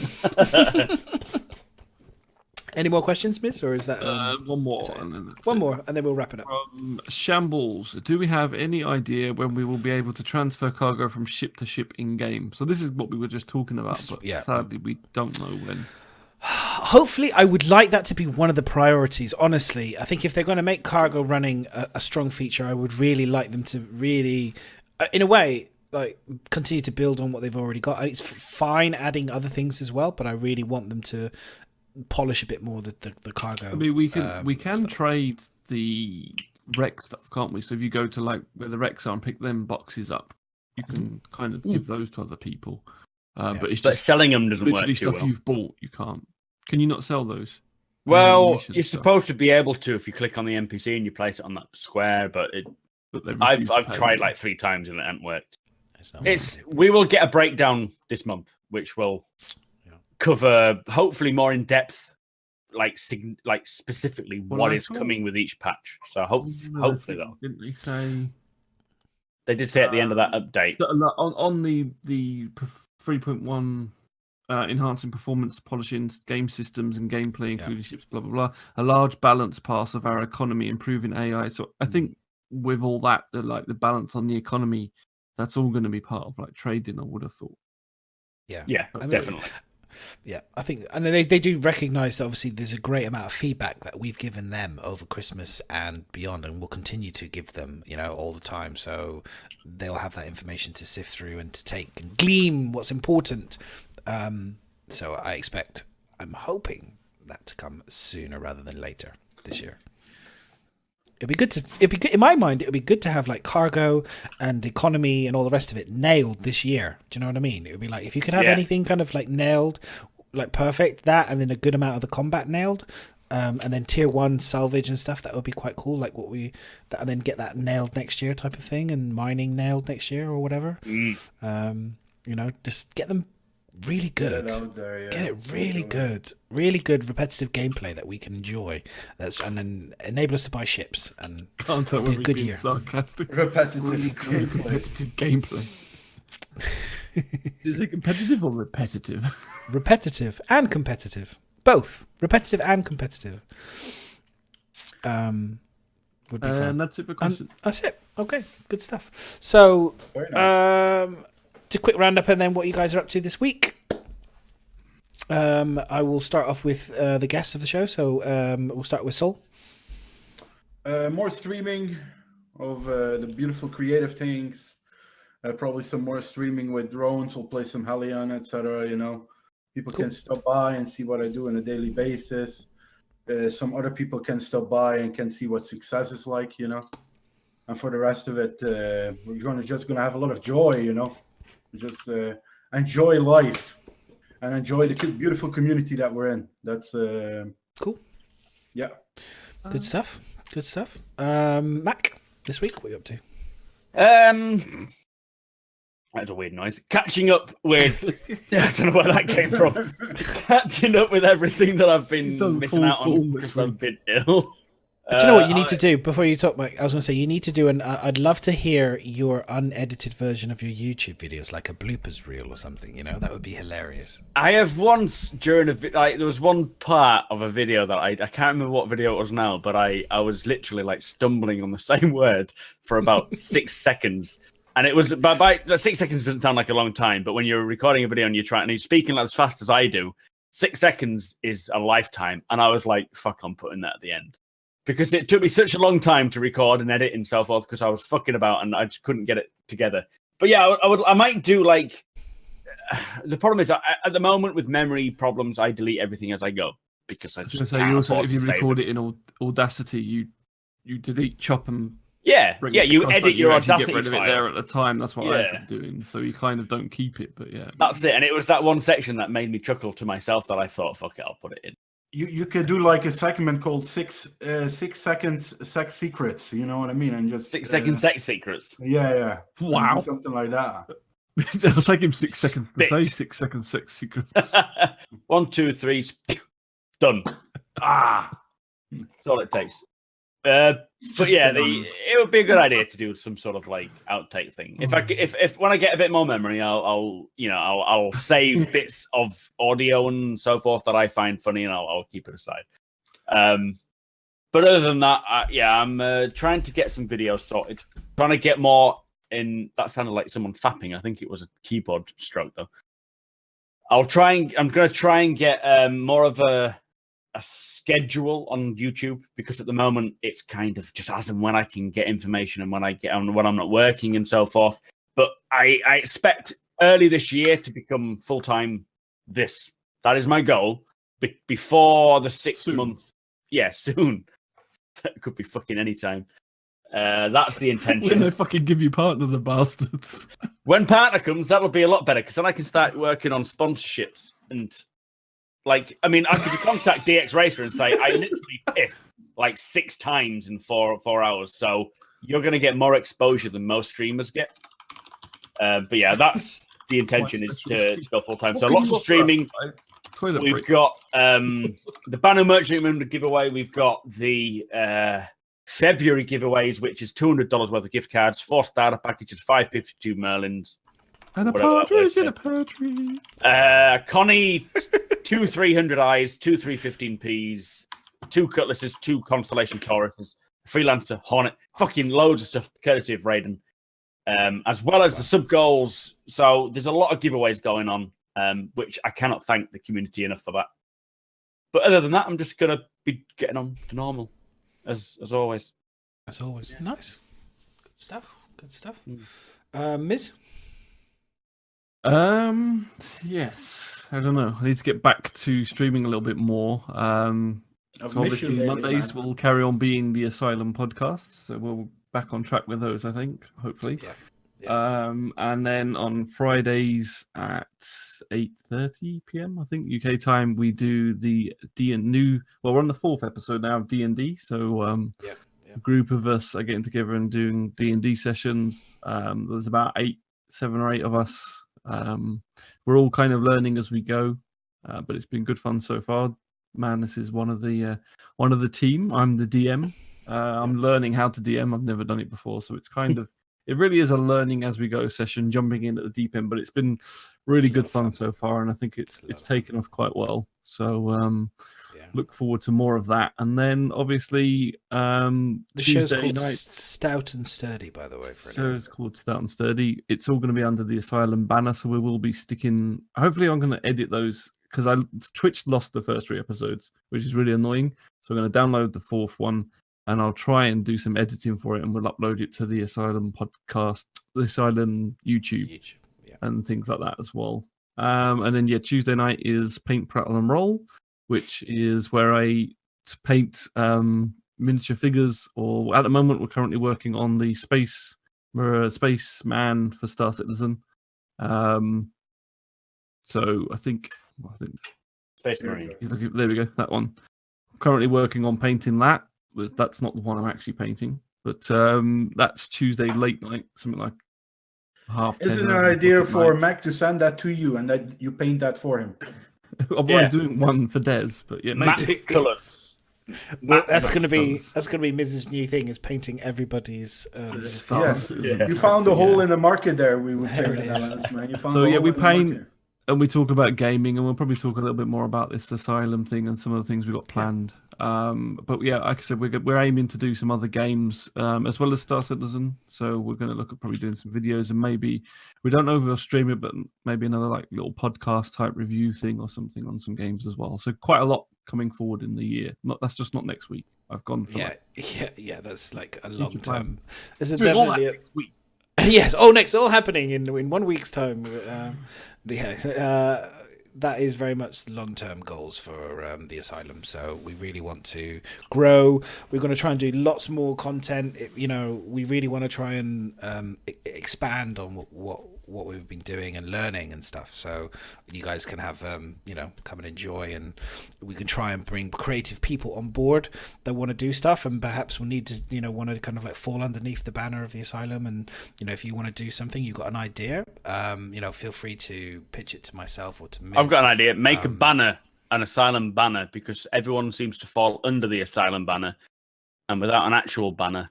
Or should we have it lower so people fall over it rather than under it? Yeah, like one of those. Try that. I like the idea of the people falling over it. Yeah, that sounds good. Yeah. What was that? It's the Asylum banner. It's the Asylum banner. Don't ask me. Life. For me. That would be great. That would be great. So we got lots of plans, and under my pay grade. We'll try and do some good stuff this year, and then we'll see where we're at. But it's always about, for me, it's in life, it's about, there's what you say you want to do, then it's kind of like lip service, and then there's what you do. And so for me, it's always like, let's try and find the bit where we're actually going to do what we say. So we're realistic. Me and Miz, we both have full-time jobs. We've got families. We've got stuff like that. So, we do need other people, obviously, to come on who've got other ideas. And maybe people, for example, if you've got your own channel that's dedicated to one particular game, but you recognize that maybe you want to try and, use something else and put your work onto something else, YouTube-wise, obviously you still advertise on yourself, but then there's an opportunity there if you want to talk about other games. It won't disrupt your current channel, but you can use the Asylum as a place where you can put your put some videos and content and stuff. So yeah, that's pretty cool, isn't it? That's pretty awesome. That's fucking awesome. It's very funky blue there. I like it. Blue. Shit's all over the boring. I'm a soldier. Those little soldier figures. What is your one doing? Is your one falling off a landing pad or something like that? Hold it up again. Mine? What do you mean? It's exactly the same. Hold it like that. Yeah, he's falling off a landing pad. It looks. Put it on the side. So, yeah, what is yours doing? Oh yeah, why is he leaning backwards? You've melted him. It's the casual one. He's fucking drunk. That's the problem. He's been shot. That's the one that's been shot. If I could put you up on my Miz has shot yours. He's fine. He's okay. All right. He's already dead. In a minute. It's good as no legs. Interesting stuff, guys. Interesting stuff. We got lots of plans anyway. So, but we just gotta roll through a few things first, and let's get we'll get the YouTube channel up and running. Sounds good. And so is that it? We've done what everybody's doing step by step. Yeah, I'm going to be doing that. I'll be working on Asylum stuff and work and D&D on Friday. So I'm looking forward to it. Always love my D&D sessions now. I want to kind of take the opportunity for a moment and being a bit sentimental again. I just want to, and I posted it on Twitter as well, and I forgot to put Madness in the post, which was the worst thing I could have done. It's okay, I understand. I want to thank everyone that's in here on the podcast, and also a lot of the viewers for supporting me in my choices to become a designer, which has worked out really well. And I want to take the opportunity to personally thank Miss Madness and also Ryan for supporting me through it and helping me out, and without them, follow the dream. Without them and other people that I already mentioned in my Twitter post, I wouldn't have come so far. So thank you very much, guys. For a pleasure. You know, just work really hard. Keep doing, man. Just keep doing what you love. Work hard, graft hard. You know. Yeah. No, don't work hard. Work smart. Don't work hard. And as we're talking about thanking people, I just want to, again, just a big shout out to all the people that came and enjoyed the last year of the whole year, supported us through the Addicted podcast. It means a lot to me. I know. I hope you stay and enjoy and continue to enjoy the show, of course. But you know, thank you, and hopefully this will be a new kind of future for all of us in this world. So yeah. Good stuff. New year, new things. New year, new things, new stuff. It's always about trying new stuff. I've stepped out of the Addicted podcast a while back, but I still want to encourage the Addicted guys to do what they want to do and keep on doing things as well. Absolutely, yeah. We'll always be. You know, it's always going to be a part of what we did in Star Citizen, so that's never going to change. And I'm affiliated to the Addicted org, and that will stay that way. Until, you know, whenever. Until they kick him out. Until they kick me out, yeah. For robbing them blind. All right, all right, who should I host somebody? Or shall we, do you guys, who should we host? You can post links, Des. Crucian. He was Crucian doesn't need the host. Does he need, doesn't need the host. I say the few. The Few. Should we look who's got very little on staff? The Few has 4 viewers, but he's a great streamer. I would suggest doing The Few. Where is he? I don't even see him. I'll give you. It's like THE The Few, as in not a lot. Oh, The Few. Okay, yeah. I saw him. I saw him the other day. I've never posted him before. This is the Asylum, so this will be a first one from the Asylum. So go give him a host. Chuck. Does anyone? Do we have a little raid logo or something? Yeah, exclamation /raid, and then it just sends everyone there. And make sure you come and watch our D&D sessions. Good fun. Yes, come and watch us if you like D&D. Definitely on Friday. Do it. Miz's channel, so just make sure you follow Miz and on Twitter and Twitch and all the rest of it. Follow us all. Follow these guys. Follow us, all of us. Follow all of us. Right. Okay. Forward raid. By the way, and if you want to patron us at some point in the future, if you enjoy all the content that we're delivering, let us deliver the content first, and if you like it, we definitely going to need some support from you guys. So it's raid, and then it's The Few, right? Yeah. FEW. And also all spelt out THE, which doesn't help. We all know that means the. But I cannot pronounce that. Is that correct? That's correct, isn't it? Yes. This is where I find out I'm raiding some random channel. Give this guy a follow. A newer streamer in the Star Citizen community. He's gone for a piss. Has he? Yeah. Probably. It's all right. He'll get back. Okay. I can cancel it. No, don't cancel it. Just go. Just thanks, right, guys. we're going. Don't forget about next Monday. Come enjoy the Asylum podcast. Goodbye. That's it. They're gone. That's typical. Everyone will be there ready. Don't worry. He's gonna go. What the fuck just happened? I just saw him literally get up and go for a piss. I was like, "Ooh, get in there, man." He needs to get one of them DX racer chairs. Advertising that chair again.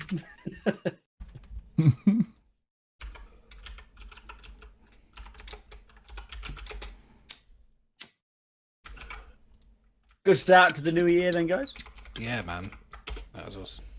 Thank you both for coming on. No worries. Anytime. Enjoyed it.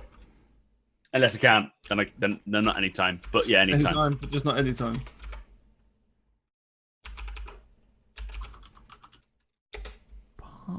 What's he saying? I can't hear him, but never mind. Doesn't matter. I don't know. Is he back? Oh, there he is. Probably has no idea what's going on. Yeah, he's. He doesn't know. He has no idea. Yeah, probably not. But anyway, whatever. Enjoy.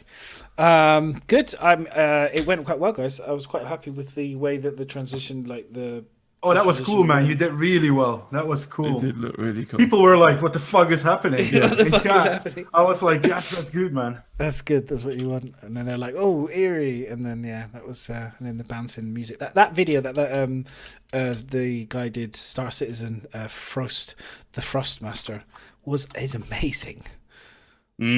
He's so bouncy. It's got such a great beat, such a perfect tune. The thing is, I watched some of his other ones and I didn't. No. The video he's done is good, but I don't like the music. I think getting the sound right, and the one he showed off that's done really well, he's hit the nail on the head with the sound. The other ones, I didn't like the music so much, and I kind of stopped watching them after a couple of seconds. Well, not a couple of, I think they're about 2 minutes. Some ones are longer, and I was like, no, it's too much of like.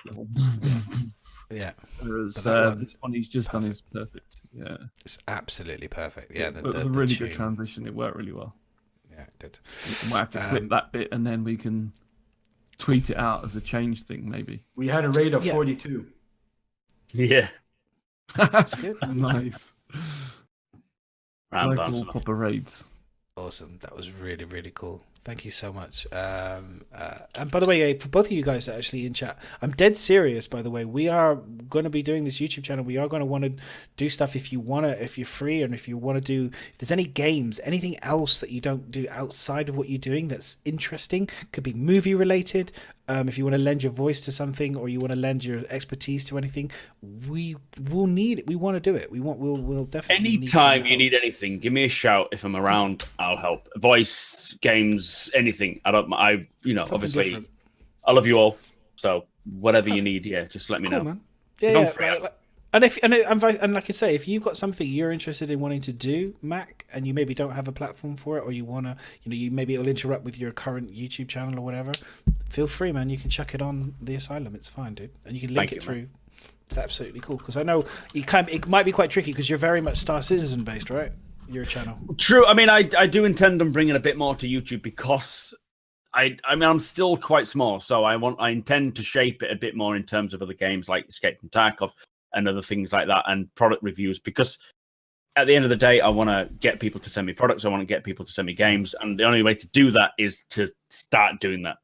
But Mac, yeah, don't let that stop you from asking, because I'm going to be honest with all of you here in the channel. I ask for codes for every game, and for 70% of the games that I ask, I get codes. I got a code for World Adrift. I got 5 copies of Hellion. I got 10 copies of Gold Rush, the game, And obviously the bigger games, it's a bit harder. Escape from Tarkov said, oh, you're too small. But, if you don't ask, you don't get, who cares? I do say no at the end of the day. I have a couple of other games. I have keys to give away. Hellion came to me and said, "Oh, do you want to do some giveaways here? You got a couple of keys. If you play the game and you're interested and you follow them on Twitter and they retweet me, it's you are at a size where it should even be easier than it would be for someone like me that has only 700 followers. It's a good sign, isn't it, when they